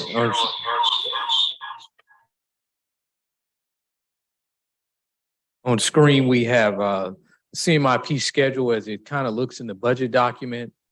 And kind of what you have going across the top is you have the fund and the department and the CMIP project's name. And then you have the 5-year CMIP schedule.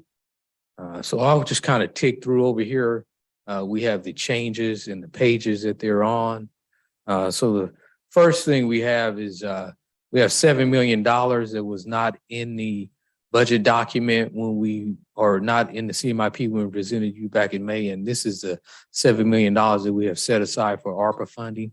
And it is in the city general fund. And just kind of all these projects right here in this area are in the city general fund. And that $7 million being one of them. And then also we have this project down here, which is e-citations, which is in the technology department. The dollar amount had dropped on this particular CMIP project.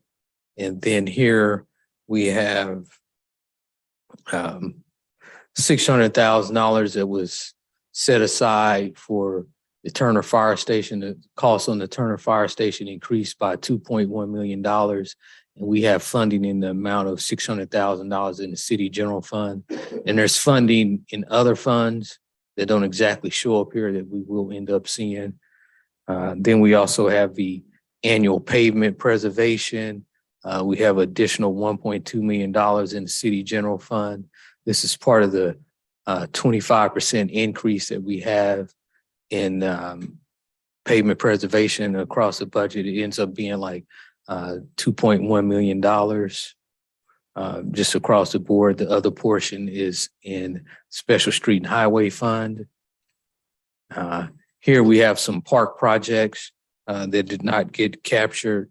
So this section right here starts the parks section. And basically what we have are about 3 new projects being the park sidewalk and trail improvements, pickleball court out in Wyandotte Lake, and then neighborhood park improvements.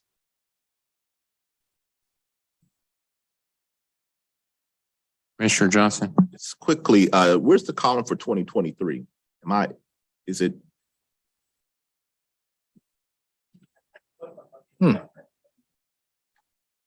Is it not? I thought it was a stupid question, but never mind. It was astute. I'm sorry. You need to enunciate. All right. Somehow it has disappeared. Look. Sorry.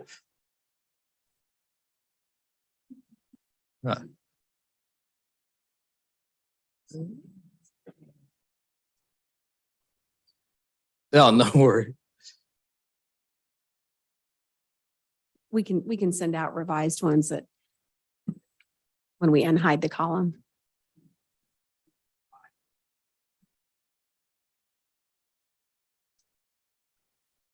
Don't have.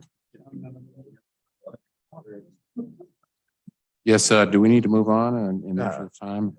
If you can get that information back. I will do that. Yeah, that'd be great.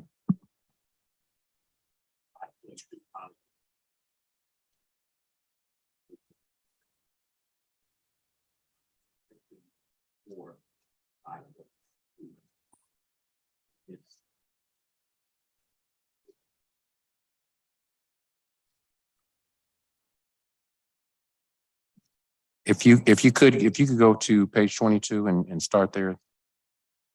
And just go from there.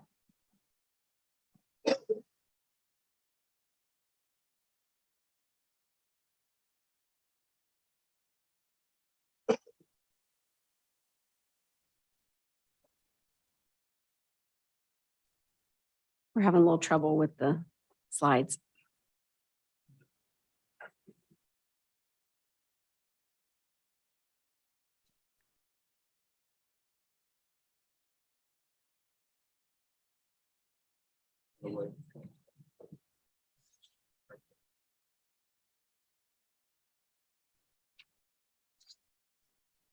So this particular here is this particular slide is our debt projects. And first one we have in is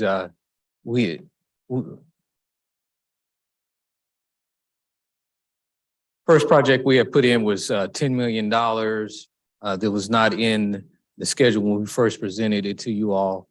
So when we put this in the budget document, back when we presented the budget on August 4th, we had an estimate of $10 million.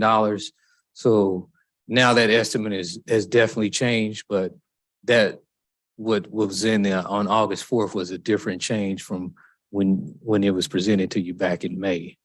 And then some of the other changes include one of the things we had to do with building new fire stations with our debt authority, we had to combine land purchases.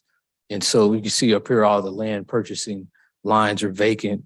So we had like $500,000 in land purchases for 2023, and it was combined into this line right here. And then we had another $1 million that was for land purchases for future fire stations, and it actually got rolled into the project.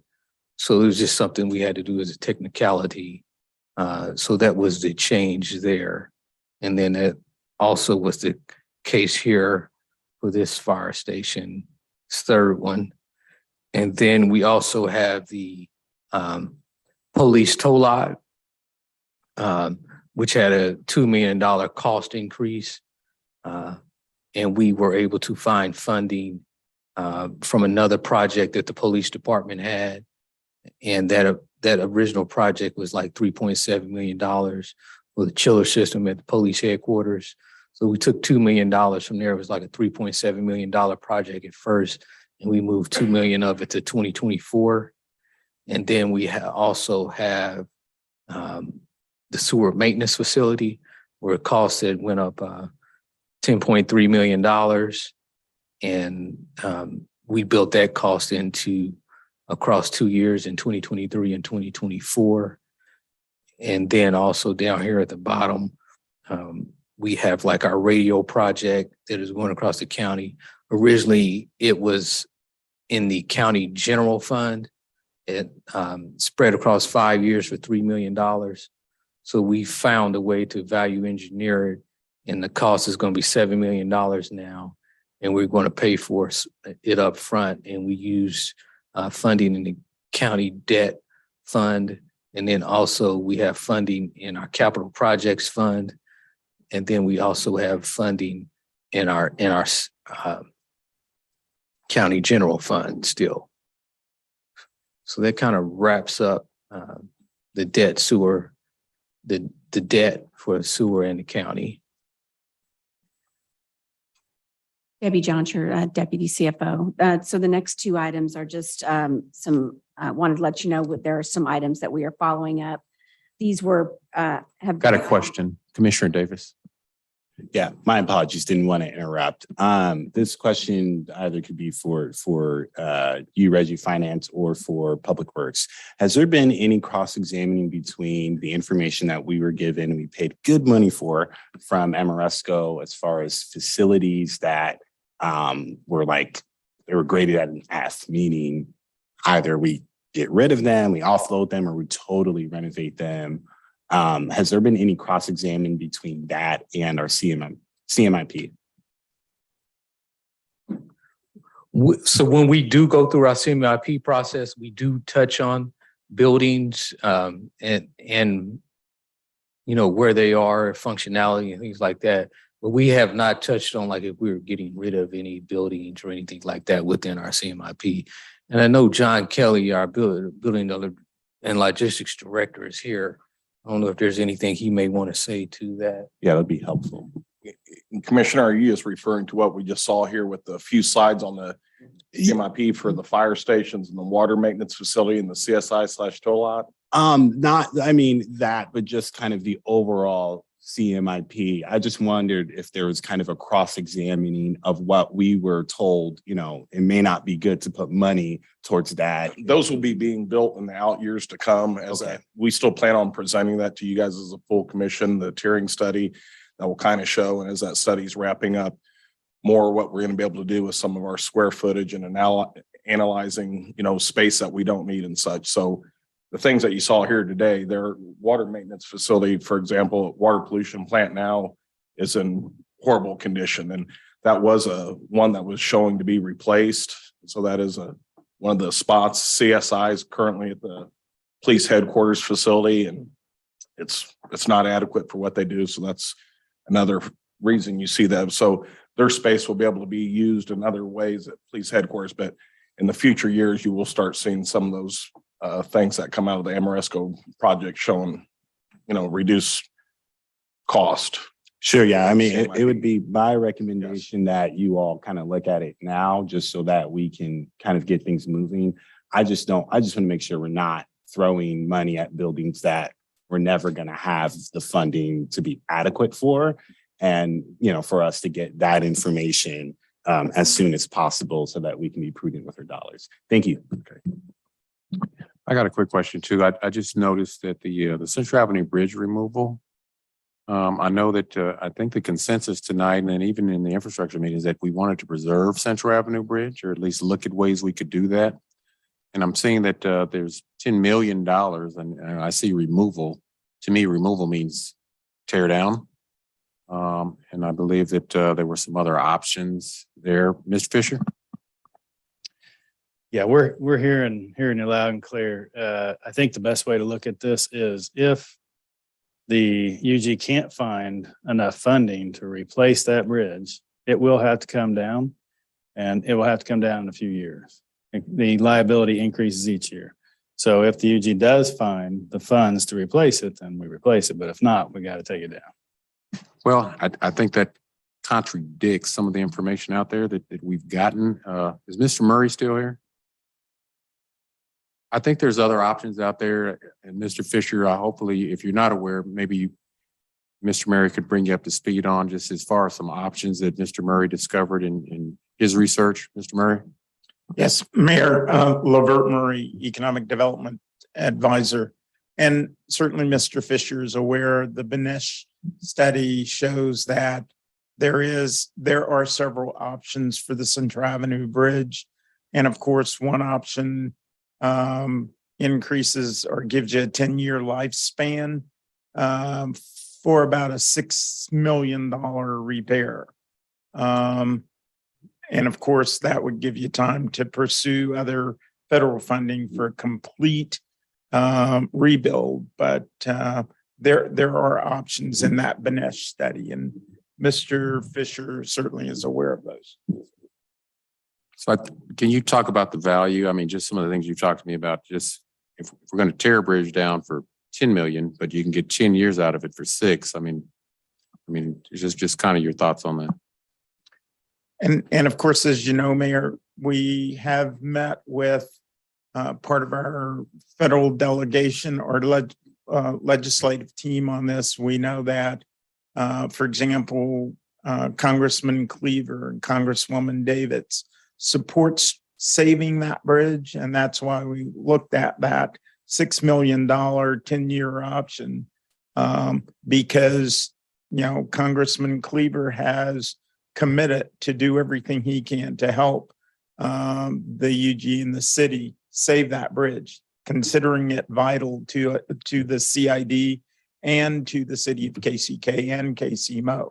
And so We believe that there are developments in the CID area coming and the Central Avenue area that would also put a greater value on that bridge. So it's certainly my belief that it's worth it to try to sell it if there is a credible option.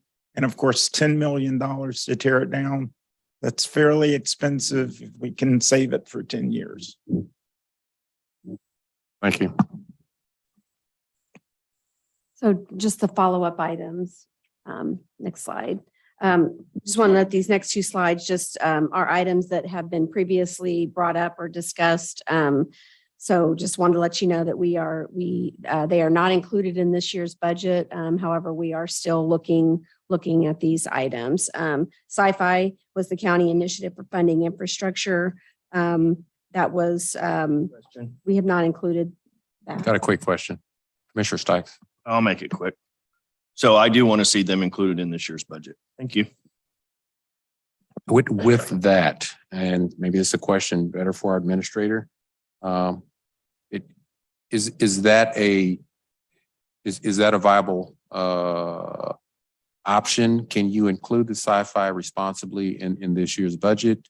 If so, what does that look like? And if not, why not? I think that's a question that I know the mayors of Bonner and Edwardsville are interested in, and I'm sure that Commissioner Stites and Commissioner Burrows would be interested in as well. So Mayor, I just want to add to this. It's not, I want to be clear on this, the Sci-Fi, it says county. So it's KCK also. It's not just Bonner and Edwardsville. It was broken up in lane miles for all three cities. So all three cities received funding out of this 1% county mill that was allocated per lane mile. So this isn't just a Bonner Springs, Edwardsville. I want to make that clear. This will benefit all three cities and for street preservation. And then also we can talk about the pilot when we get to the pilot. But that was a program that was in place that was pulled, and I believe that we said 2008, and with no discussion to the other two cities that I'm aware of, that I would like to see that put back in place. Thank you, Mayor. Administrator. We were going to actually speak to the pilot in the library district component Well, with legal concerns. Yeah, the question about the Sci-Fi, is that a viable option from the commissioner's request to get in this year's budget? If so, what does that look like? And if not, is there a reason as to why, just to clear up some curiosity? Yeah, yes, I'll defer that to our Assistant Finance Director, Debbie. When this program was previously set up, there was a separate levy set aside for the Sci-Fi program so that it could be tracked. Currently, right now, with the fact that we've published our budget, we cannot add an additional levy. That would be an increase to, even though it's a set aside. Well, let me think about this. Well, I believe it was a different fund. So it was taken out of the county general fund levy. And it was set up as a new fund. Now that we have published the levies, which includes publishing the levy for each individual fund, we cannot add another fund at this point based on what we currently published. Is that mandated by statute, or what's causing that limitation? For the approval of the budget. Because we held the public hearing, we had to publish all the funds and their levies 10 days prior to the public hearing that was held on Monday. Okay, thank you. I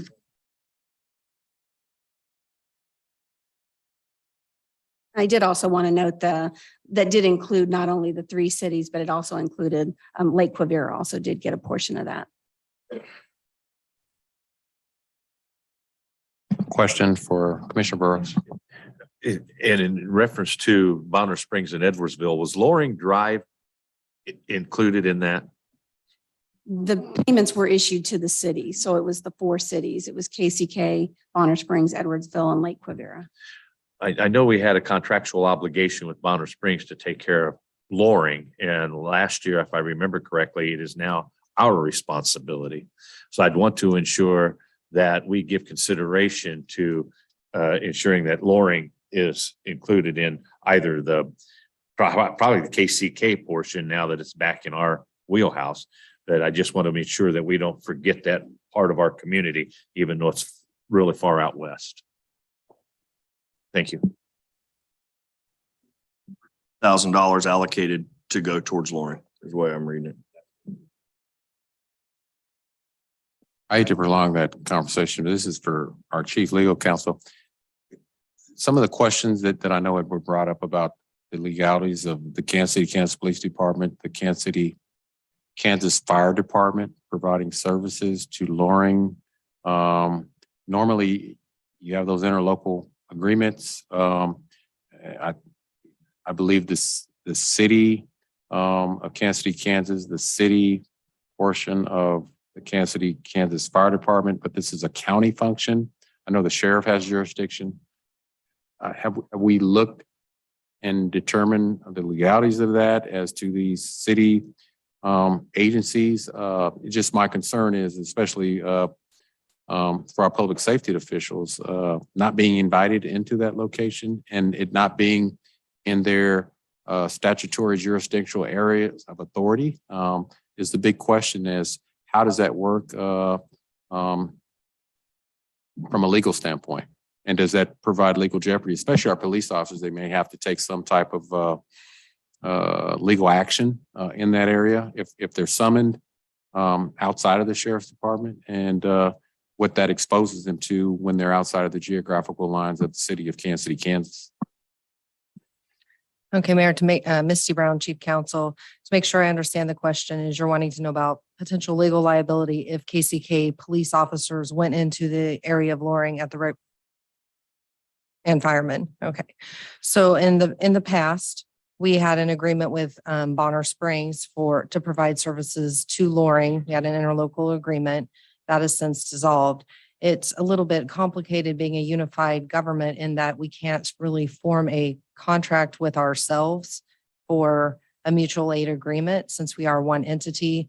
So as we have, like speaking with the law enforcement piece of it, my understanding is the sheriff's office department is the one providing the law enforcement services there, but they could request aid from the police department as a form of a mutual aid. So when we're coming to liability, it could be slightly, we'd have to explain the relationship if something happened, but I wouldn't think our liability increases one or the other since we are still unified government of Wyandotte County, Kansas City, Kansas. The fire department is the one providing services there also with, it's not formally a mutual aid agreement since again, it'd be contracting with ourselves, but we could also, so they're the ones providing the service since Bonner didn't wish to. So it'd be the same as having a contract with the city of Kansas City, Kansas to provide those services. So while it's not ideal, I think we are still under the confines of the law in providing these services to Loring, but it is something we should continue to look at and finalize. On that, because we ran into that issue with the police department back in the 90s. And you just get into these jurisdictional questions. I know of several court cases that came as a result of that, one being criminal. When you don't have those agreements or something from the Attorney General that can at least give us some guidance, maybe that's something we need to look at our state representatives at. But you're talking about KCK funds being used for a county function and KCK services being used for a county function. And that's kind of one of those consolidated unification things in where you still have Kansas City, Kansas proper. And I just haven't seen that until recently. And I think we've kind of opened a Pandora box with that. And so we can get some type of legal guidance or just disposition on it. I think that would be great. And I'm just looking out for our public safety officials. The legal implications and potential jeopardy that could be there. I just want to make sure that that's cleared up. That question is cleared up because it's just a question right now. I think it's a great question, Mayor, and I wasn't speaking to the budgetary impacts of it. I was just merely speaking to the actual folk, like law enforcement's provided by the sheriff. If they ask KCKPD to come and back it up, I think they can certainly come and do that as a unified government to provide assistance, just like we could provide some temporary assistance across county lines if need be. So, but I think we can certainly look into it further. Okay, thank you. Sorry.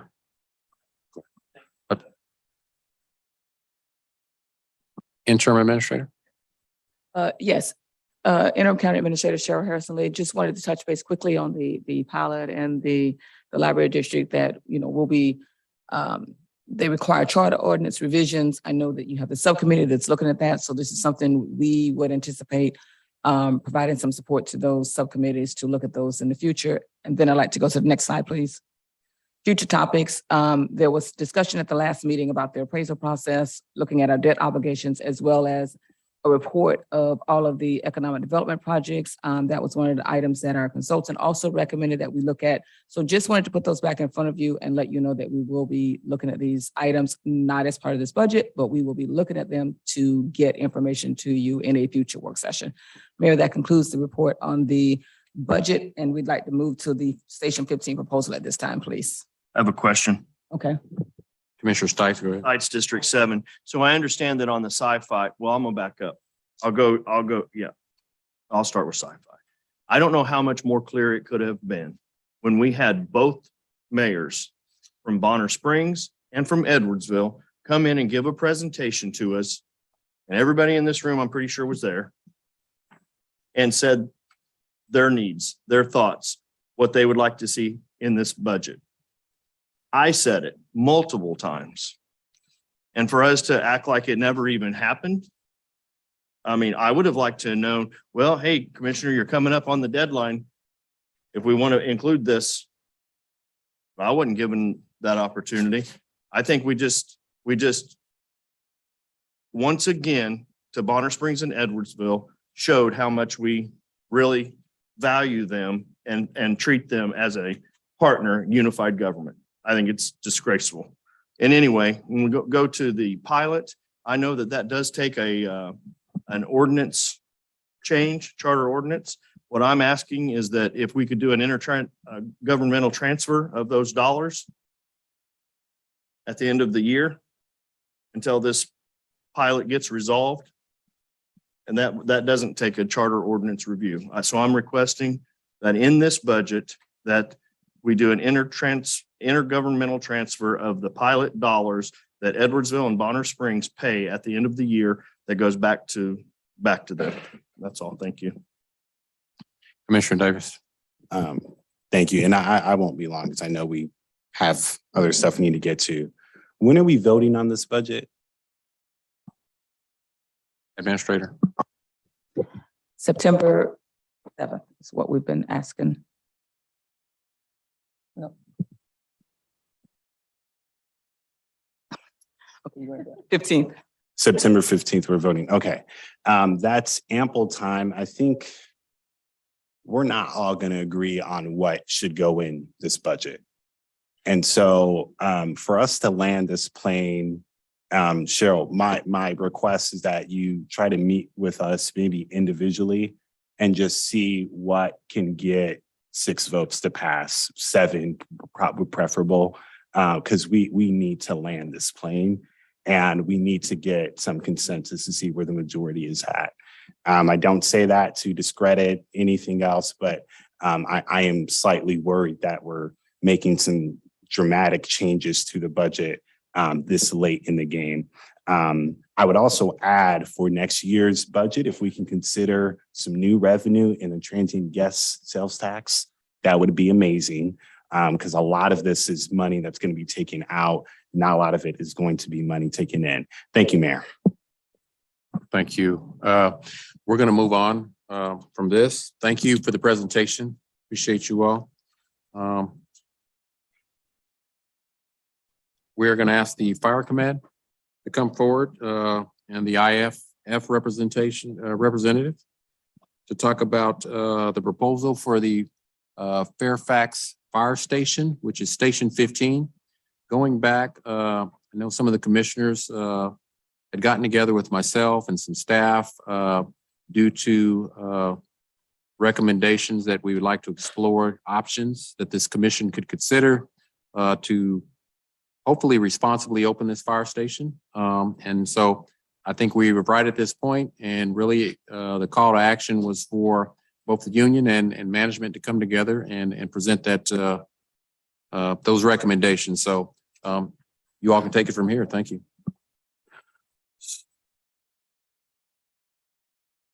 Oh, there it is. Okay. So on Local 64 in the department, at the direction of the commission, on the 9 June meeting, we held a series of meetings relative to the potential reopening of Station 15. The instruction from the commission was to prepare a joint presentation for tonight, 25 August. The next slide, it says 2, but it's more than 2, it's 3, represent proposals that have been collaboratively formulated. Sorry. Phase 1, short term, we initially reoccupied the current Station 15 in Fairfax with a 4-member reserve or spare pumper utilizing overtime. The total overtime cost for 2022 would be $509,000, and that's for 4 months. That was just put in there because I didn't know if the commission had the appetite to begin September 1st or January 1st. But that's the overtime cost for 4 months. We'd continue overtime until new hires are onboarded in 2023, 2024. Total overtime cost for 2023 for the full year is $1.59 million. We would need approval to create, and the commission would have to approve PINs for 17 new personnel, 3 captains, 3 apparatus operators, and 11 firefighters. That hiring process takes approximately 8 months if it's non-grant funded, and 16 months if it is grant funded. The recurrent annual personnel cost once these people are onboarded, including fringe benefits, is $2.34 million a year. So the total cost of phase 1 is just under $4 million, and that's not counting the overtime for the first 4 months because that was just put in there. So, but the overtime costs are $127,000, $127,269 for 2022 a month for overtime. And in 2023, it's $132,572 a month for overtime. And so the phase 2, the midterm would be the purchase of a new pumper to be delivered in 2024 because the spare pumper is not going to work forever. We have a weak spare fleet as it is, and that's going to remove one of the better rigs from the spare fleet and become a frontline pumper, which it shouldn't be. And that new apparatus would be staffed with the FTEs hired in phase 1. Phase 3, this is also part of the MOA. This phase is to be recommended by the Master Plan Committee per Article 35 of the new MOA. It involves a fire EMS service analysis through a joint union management process. The parties have formed a strategic planning committee and have appointed representatives to this committee to develop recommendations relevant to the fire and EMS service. And the final master plan recommendation or recommendations shall be presented contemporaneously to the commission prior to the end of 2023. That's it. Oh, I'm sorry. I didn't do that, but go ahead. Commissioner King, got a question? We had somebody from Labor Council, Bob Wing, there, and I'd like him to speak as well. Mr. Wayne, you can go ahead.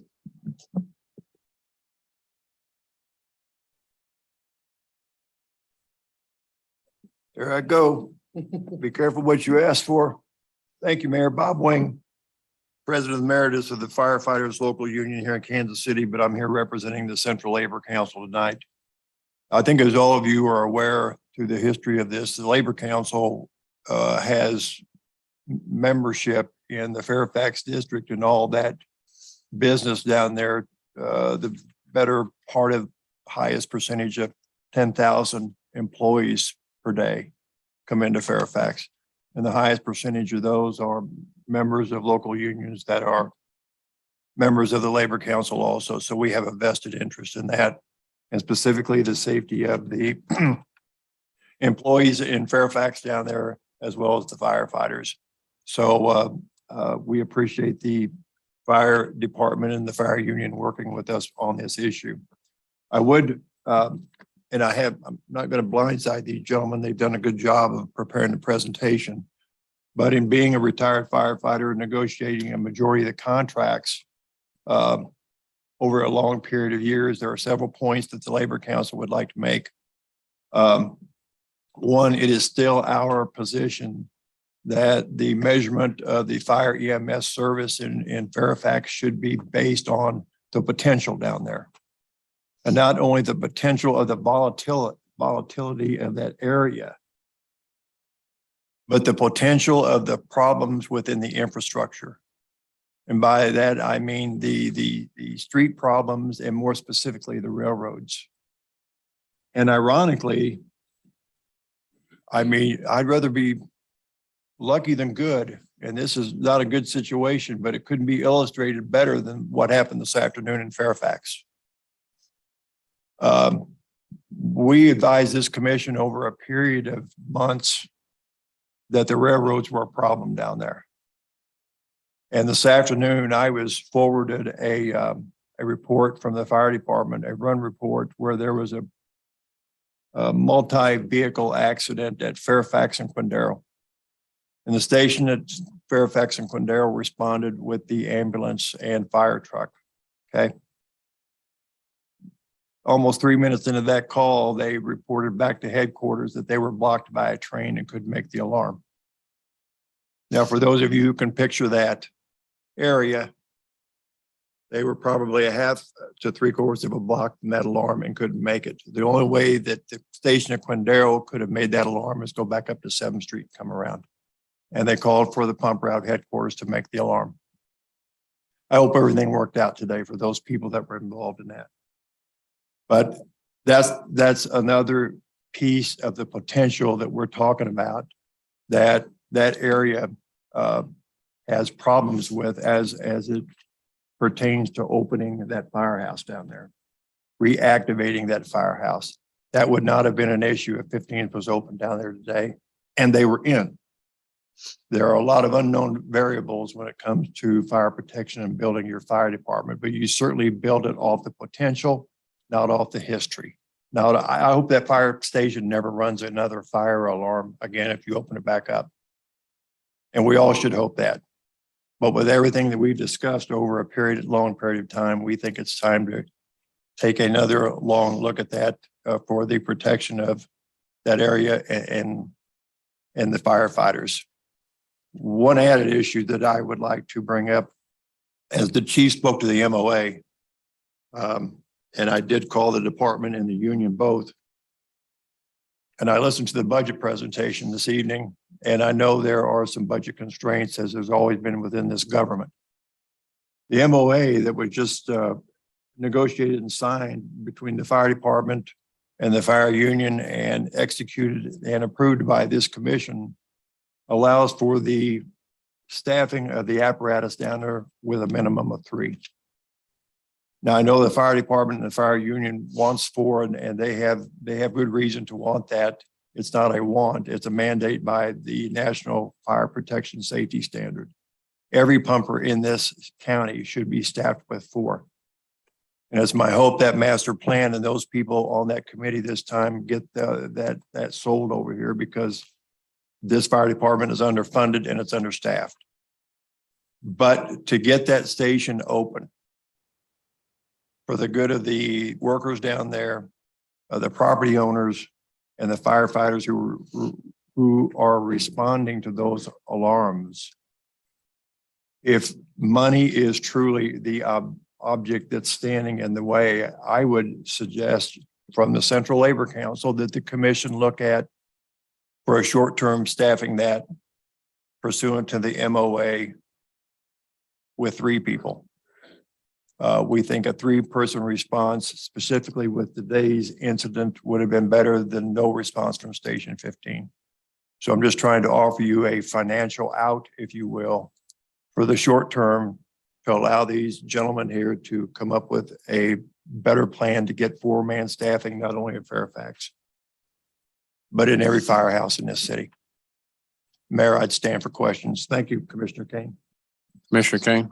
Thank you, Mayor. You know, they took a guy out of H, which is out by my house, and put him down in 5s to put 4 people on the truck because they decommissioned 15. So one of the men are already right there. We're already paying him. So take that guy from 5s, put him down in 15s. And if we went down there with 3, we would save $127,294.12 if we went down to a 3-person place. You know, and a lot of you saw that the presentation that Melissa Clark gave, and I don't know, and I wasn't there, but one of the meetings that they had, the mayor told them, they asked about what happens if the train there. I'm not sorry, the mayor. The chief said, we have equipment that identifies and tells us where the trains are at. And I called multiple firemen, and that is not true. You got to think about some things that happen. You know, in August 18th, 1859, we lost 5 fighters and 1 civilian down on Southwest Boulevard in a petroleum deal. I don't even remember how many people were called. In the 1980s, Phillips Petroleum caught on fire and burnt down to the ground. A lot of you will remember that. 11 or 12 years ago, when I was in Ohio, one of the closest tankers down there at Fairfax caught on fire. 12,000 people, all the fuel that goes up to the airport is up there. It comes right through Fairfax and all the way up there. When I left General Motors 11 years ago, Fairfax was almost empty. Look how many more businesses we have now. And these businesses have volatile, flammable, all kinds of stuff down there that would catch on fire. Now your family's down there. There's an ambulance running down there, and there's a train in the way.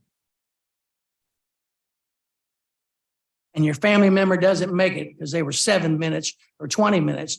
And the only time they made their times that they said they made was during COVID. I think it's important that we open it back up with 3 and we get her going now. And the next time, Mayor, if at all possible, I'd like to sit down with the union and management and give them my words of encouragement in private.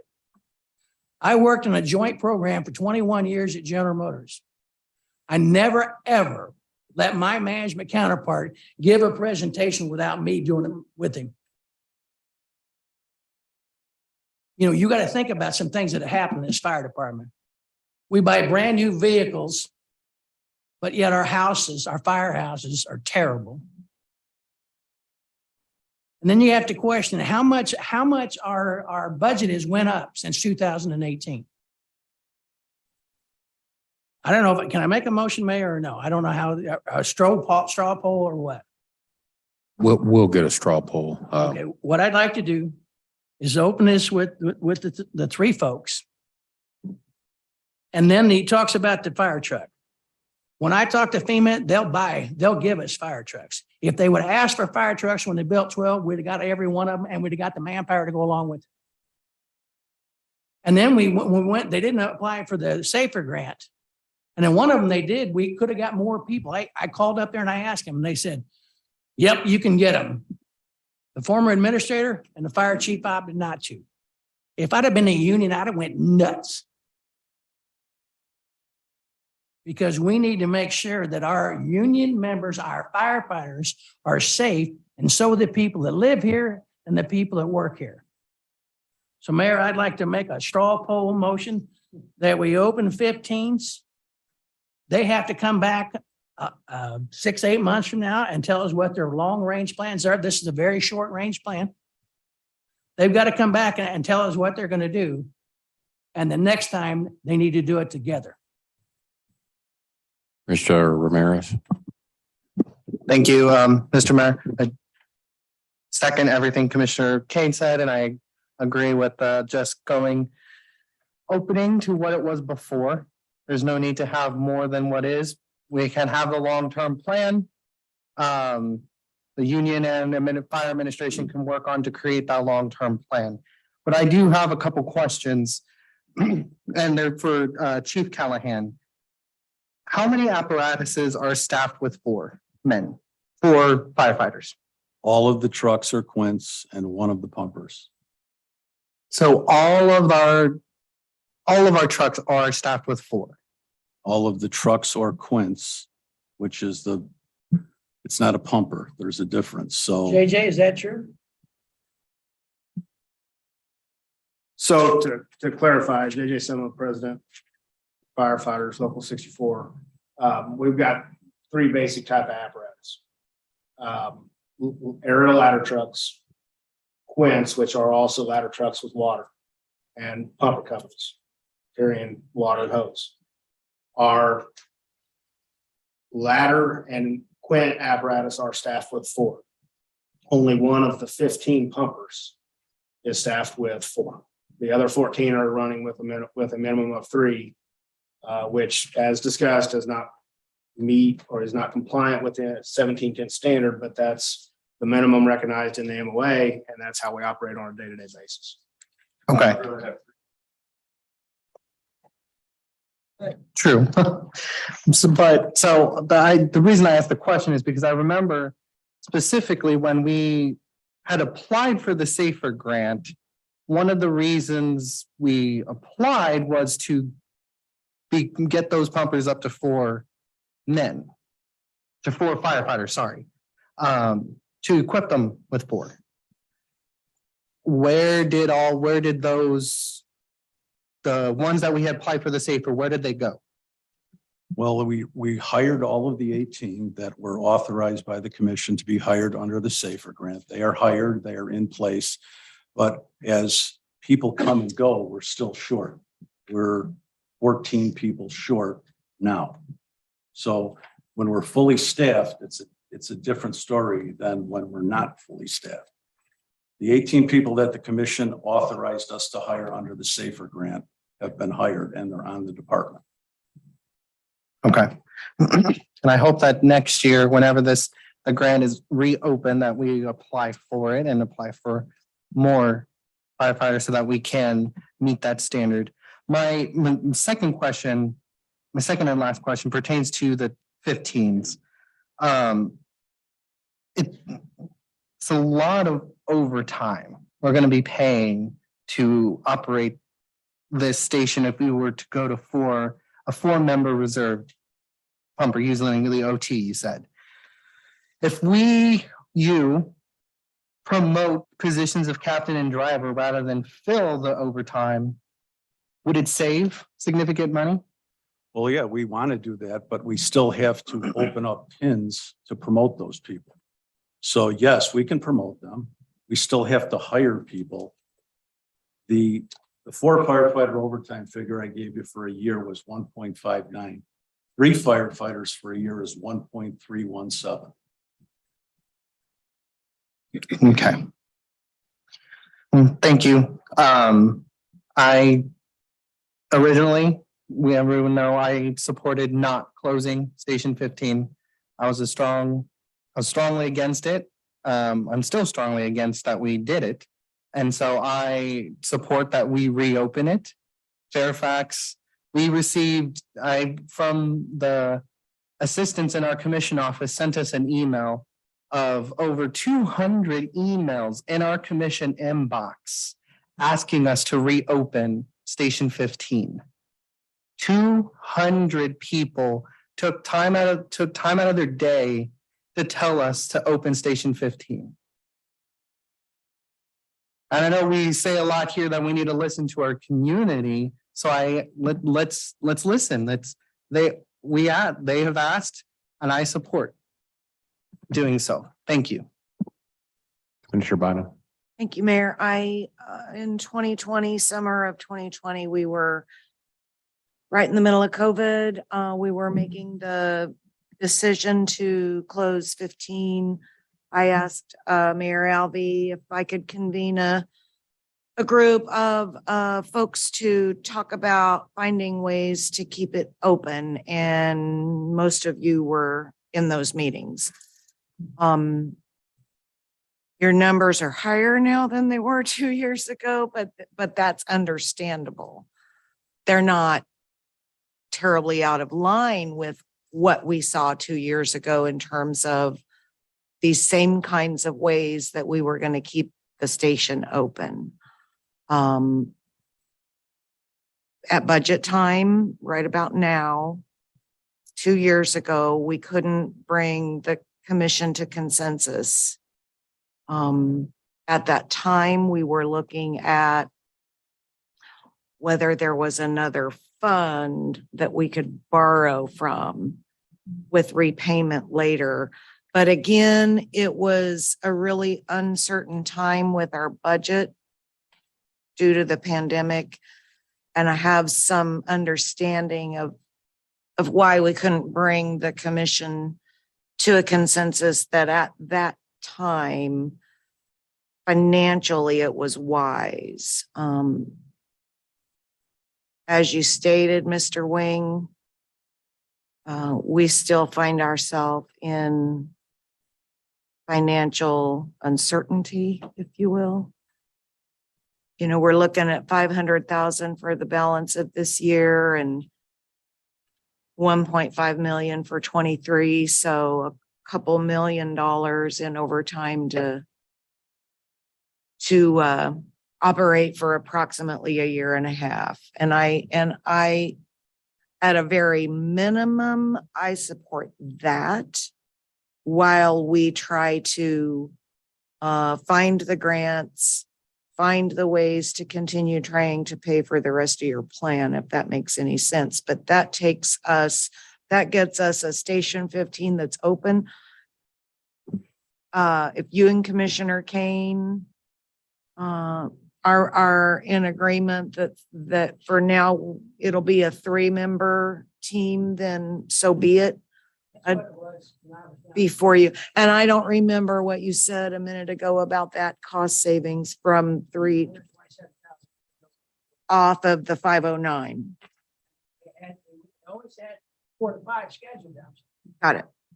They always had 4 or 5 assigned down there, but they operated with 3. I gotcha. Well, I'm saying all of this to say that my position hasn't changed. Again, we haven't had the in-depth look this time at where we would find that money like we spent time on 2 summers ago.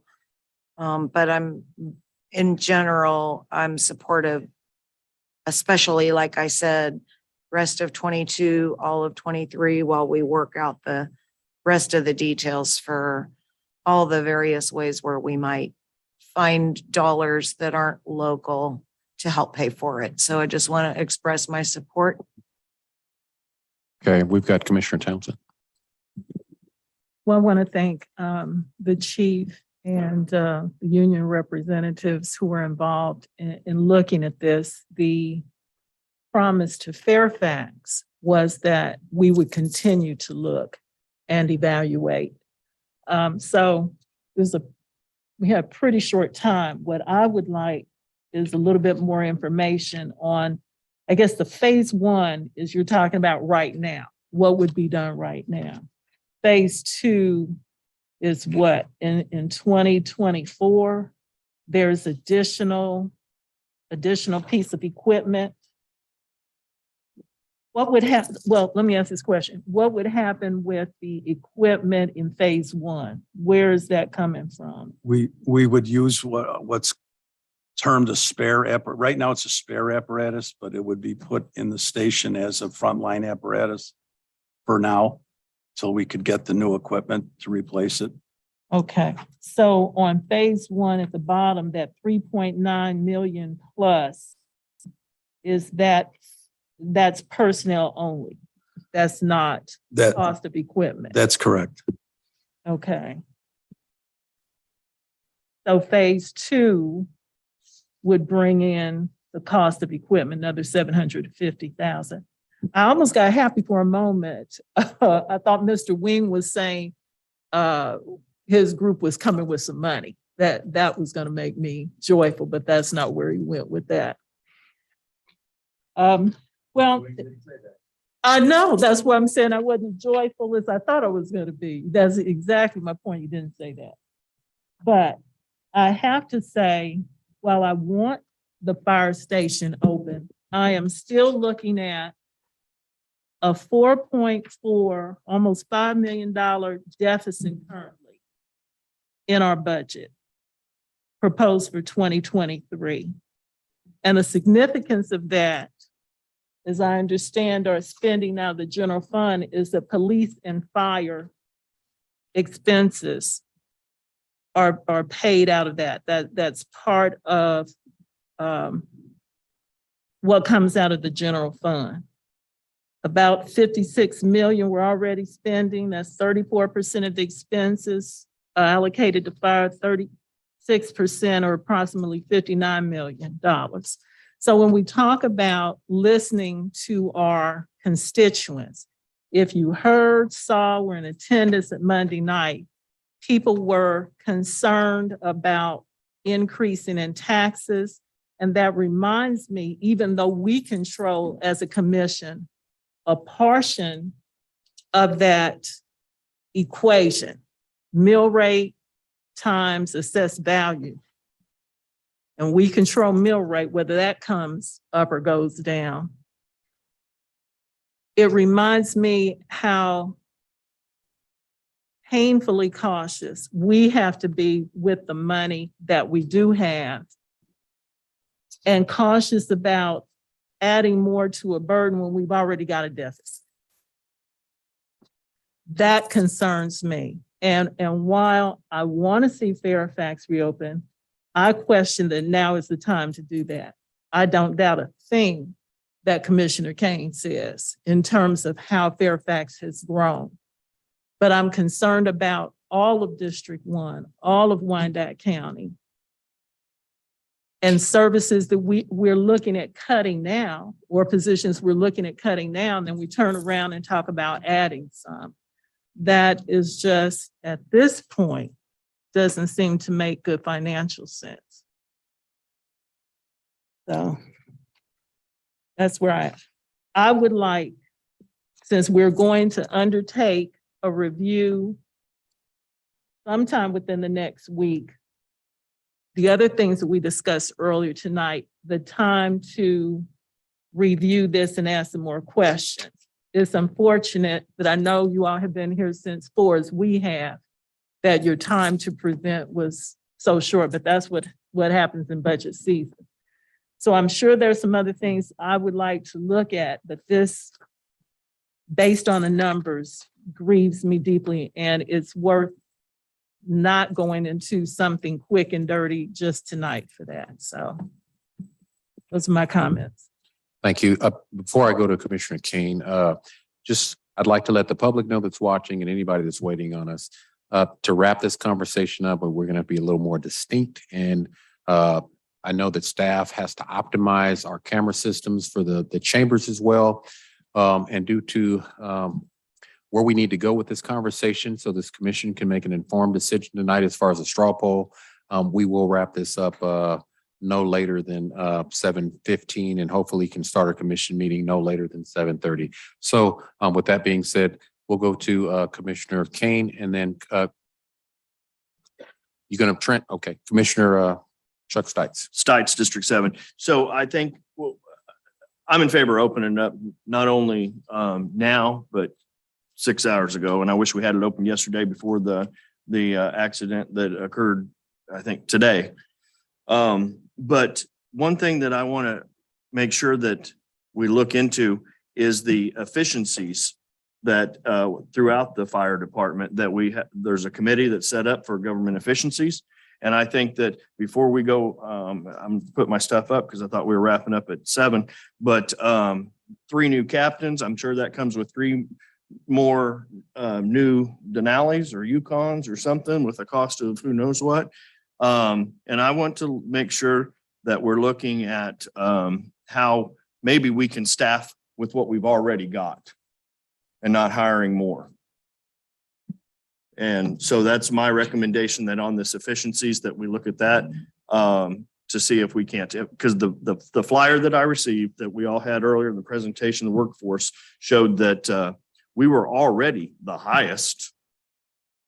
We were already the highest staffed for a fire department.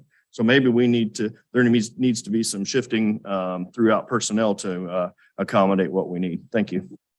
Thank you. We've got Commissioner Kane and then President Sima. And then we've got Commissioner Burns. What I want to do, God dang it. I wanted to do a straw poll right now. You know, we've hashed this out. We've talked about it umpteen times. This is a temporary situation until they come back with a full blown, this is what they're going to do. But the more we delay this, I don't know how many times we have to talk about Station 15. We've been talking about it since the day it closed. So I'd like to make a motion that we open Station 15 as soon as we can. Straw poll. Thank you. And we'll get to that. The President of the Union, if you could go. Thank you, Mayor. I'll try to be brief, but giving our position, the position of the local on this, and as Commissioner Bynum spoke 2 years ago when we set the task force that I was a part of, in all likelihood, had we managed to keep 15s open at that time, it would have remained a 3-man staff pumper. And the new apparatus at 12s very well may have been another 3-man staff pumper because that's the minimum we operate in. That being said, we were tasked with putting together a joint proposal, which we did. There was numerous ideas discussed. 3-man was one of them. Local 64 is and always will be, is always going to be our objective to be compliant with safety standards requiring 4-man minimums. That being said, our position at this time, we've had discussions amongst ourselves as well, for your information, is that a 3-man pumper, 3 firefighter staff pumper would be compliant with the memorandum of agreement.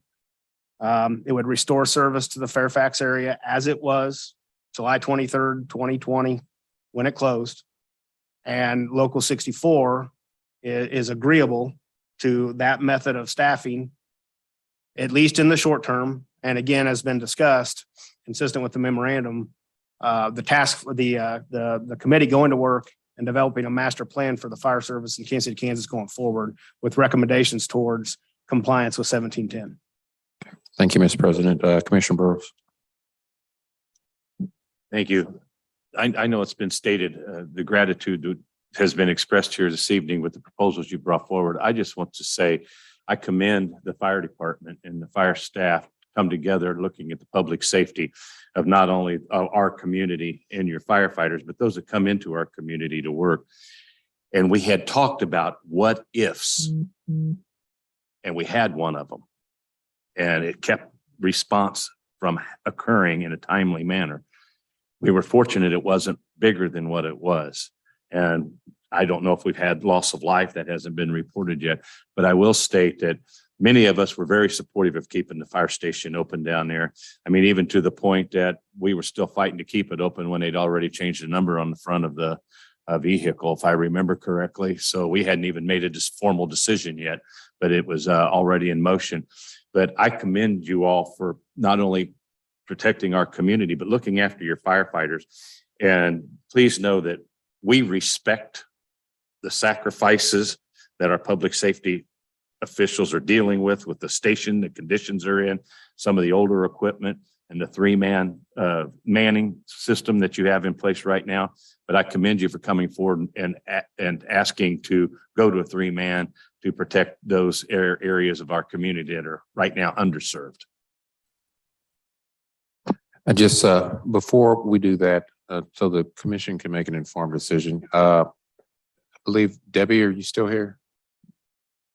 Can you answer this question? This amount, and I know that part of the recommendation is that I've heard is to offset some of the personnel costs with the SAFER grant moving forward, which we've had before. But budgetary, what would that look like? Short-term, long-term? And is that something short-term that as we go through this budget cycle, you can absorb into the budget before it's finalized by this commission? And I don't remember exactly what were the amounts that we were talking about. Did we have an actual amount? Chief, can you give her that amount? Yeah, but I have for what do we, for overtime, for FTEs? For this year, for 3 firefighters, $105,000 a month for whenever we start in overtime.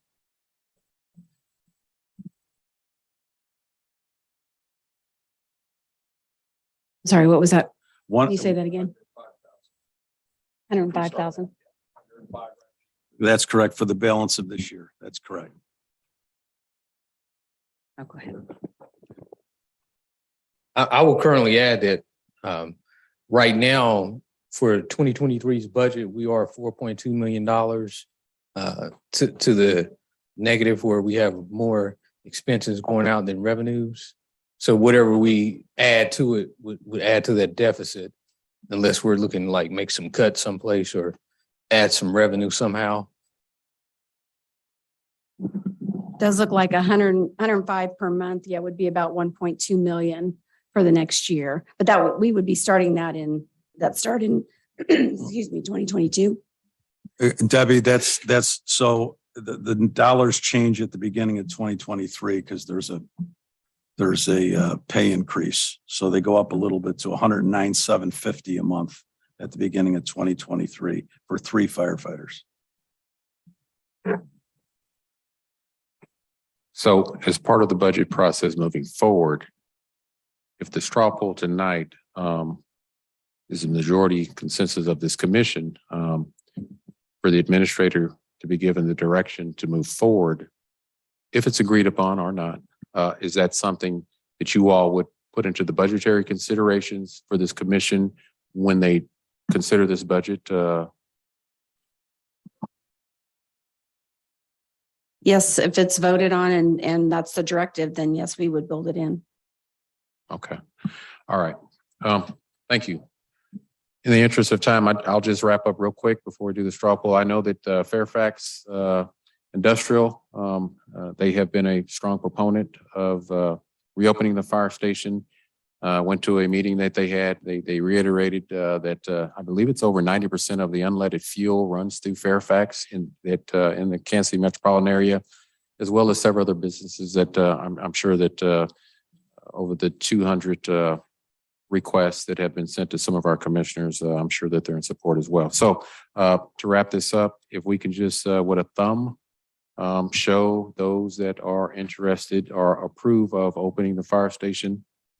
And I know our administrator is in here, and I believe that Deputy Administrator Cobbins is the one that oversees the fire apparatus. So I would ask that she share that information with our administrator in her absence of what this is going to be. If we can just take a count, if everybody just raise your hand so we can just see. I have a question. Yes, we got a question. Commissioner Townsend. Refresh my recollection, Chief, was there before the closing an ambulance? Maybe I'm not calling the right thing. Not there. Not in that station, no. Okay, so the ambulance services were always provided by fire. Quindaro, Okay. right. Thank you. Okay, I've got clerk, you want to help me out?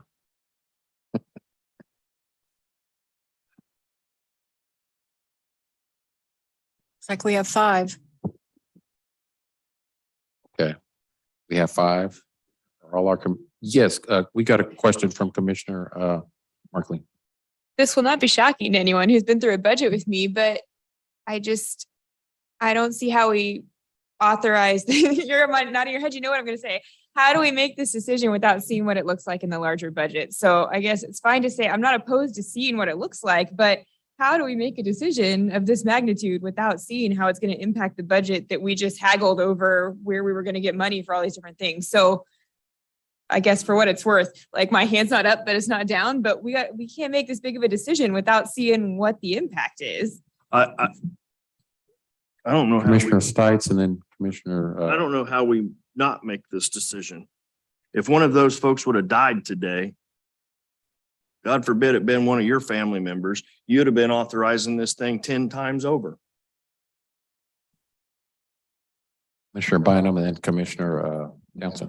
I just was going to say, I earlier tonight, I was wishing the fire presentation had been first because we were having a big, long budget discussion and we spent a long time on a $3 million bridge repair, which we need. And knowing that this request was coming, I mean, the paper was sitting right in front of us. So Commissioner Markley's not wrong. I'm going to remain willing to straw poll yes. And, you know, perhaps the middle of the road is that we bring back how on earth could we pay for it? No, I mean, I think we're split half and half right now anyway, so. Okay. It's not a vote. It's a straw poll. I believe we had Commissioner Townsend.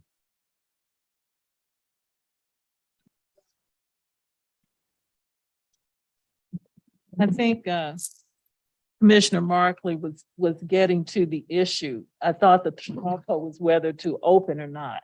And as I said a few minutes ago, we're looking at numbers that do not make sense for that to happen as much as we want to. We're looking at numbers that do not make sense. The next step would be if you wanted to roll them in, but it looks like the $5 million is going to increase. That's not going away. So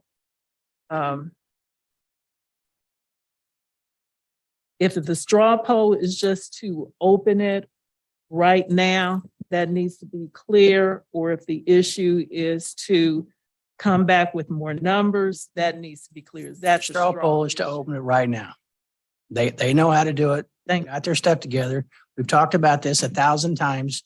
That incident today just magnifies what happened down there. And as I said before, if that was your family, and remember, I'm the one that greeted the folks from the fire department. One of our individuals got hurt. So I saw this hundreds and hundreds of times, and we've been jacking around for this a long time. So Mayor, you have the opportunity for the other part of the straw poll. Okay. Well, now that we got this new information, I'm going to go with the straw poll again. We've got our administrator here so she can get clear direction, and the direction we're doing a straw poll to move forward with the recommendation as presented by Fire Chief and President of the Fire Union on how best to open with their recommendation. Fire Station 15 in Fairfax. And before you do that, I just want to say thank you all for the hard work coming together, management and union, and bringing forth this this recommendation for us consideration. So again, straw poll based on the recommendation or the motion by, technically a motion, but you got a question, Commissioner McKiernan. So if we take a straw poll today, and let's say the straw poll says yes, when does this body take official action? Because a straw poll doesn't compel us to take official action on this. Right. So when would we actually take action and take a formal vote as a commission to encumber or to spend that money? Correct me if I'm wrong, Administrator. I believe you can move this administratively off the straw poll direction, or does there have to, are you recommending, are you moving that a full commission vote for consideration at some point? Thank you, Mayor. Interim County Administrator Cheryl Harrison Lee. A straw vote would not give us an official vote because in a work session, you're not voting. So we would want to bring this back with the budgetary impacts and have you vote this officially in a full commission meeting. General Counsel, since you have the bar number, you're welcome to weigh in on that. You said it completely accurately, Administrator. Thank you. So that's the clarity. And we've got Commissioner Burrows.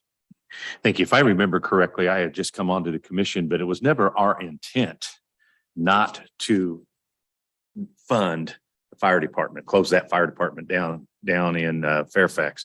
We had a new fire station due to the expansion of our residential areas in Wyandotte County, which went into Commissioner Kane's area.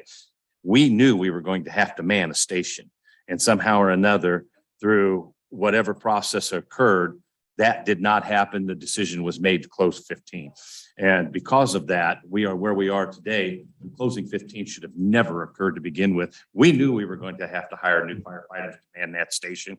And for whatever reason, the subject matter changed, and we're still dealing with the issues as Commissioner Kane stated today. I'm for opening the station. I was absolutely opposed to closing it because it is one of the more volatile areas of our community that needs to be a fire presence needs to be available. The former administrator, the former two mayors didn't want that fire station built out west. That's exactly why they moved the folks down there from 15s out to 12s. Commissioner McKiernan and Commissioner Townsend. Given the fact that we would need to bring this back with data, with budget numbers for an official vote in a commission meeting downstairs, I'm fine with moving forward to accomplish that. Commissioner Townsend. So to follow up on Commissioner McKiernan's proposal or question, would those numbers come back at our next work session? We have other things to look at. Not a work session.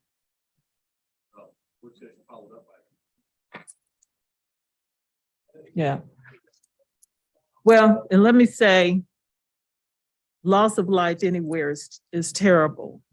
That's terrible. And I hope that didn't happen today. However, I am concerned with every aspect of the constituency in District 1 and wherever fire would have to show up, or our police. So again, I'm looking at the numbers, remembering what a lot of my constituents were talking about Monday, and looking at the numbers that we've got here that show us already in a $5 million deficit almost. That's it for right now. Thank you. Commissioner Kane had a request earlier for a straw poll to open it. It seems like we've kind of transitioned to a straw poll that basically, based off the recommendation of our legal counsel and our administrator, to basically move to explore opening it based on the budgetary implications going into next year. So are you good with that, Commissioner Kane? Okay, so if we can just get our hands raised, all those that are in favor of exploring that potential and readying for a full vote once the numbers come back, and you all can make that decision at that time to actually open it. Okay. It looks like we have a majority. Just for the record, I do also, as the mayor, support opening Fire Station 15, just because of the volatility of that area and the need to have protection in there. So this brings us to the end of our presentation. I would like to say before I take a motion to adjourn is that we are going to adjourn in the full commission chambers or reconvene in the full commission chambers for the regular commission meeting at 7:45. Motion to adjourn? Yeah, because we need time to. They have that. The reason for that is staff has to optimize the camera system to the chambers, and they have to have time to be able to do that. So the viewing public see that. So again, motion to adjourn. Motion to adjourn. A motion and a second. Clerk, roll call. Roll call. Johnson. Kane. Markley. Aye. Dietz. Davis. Bynum.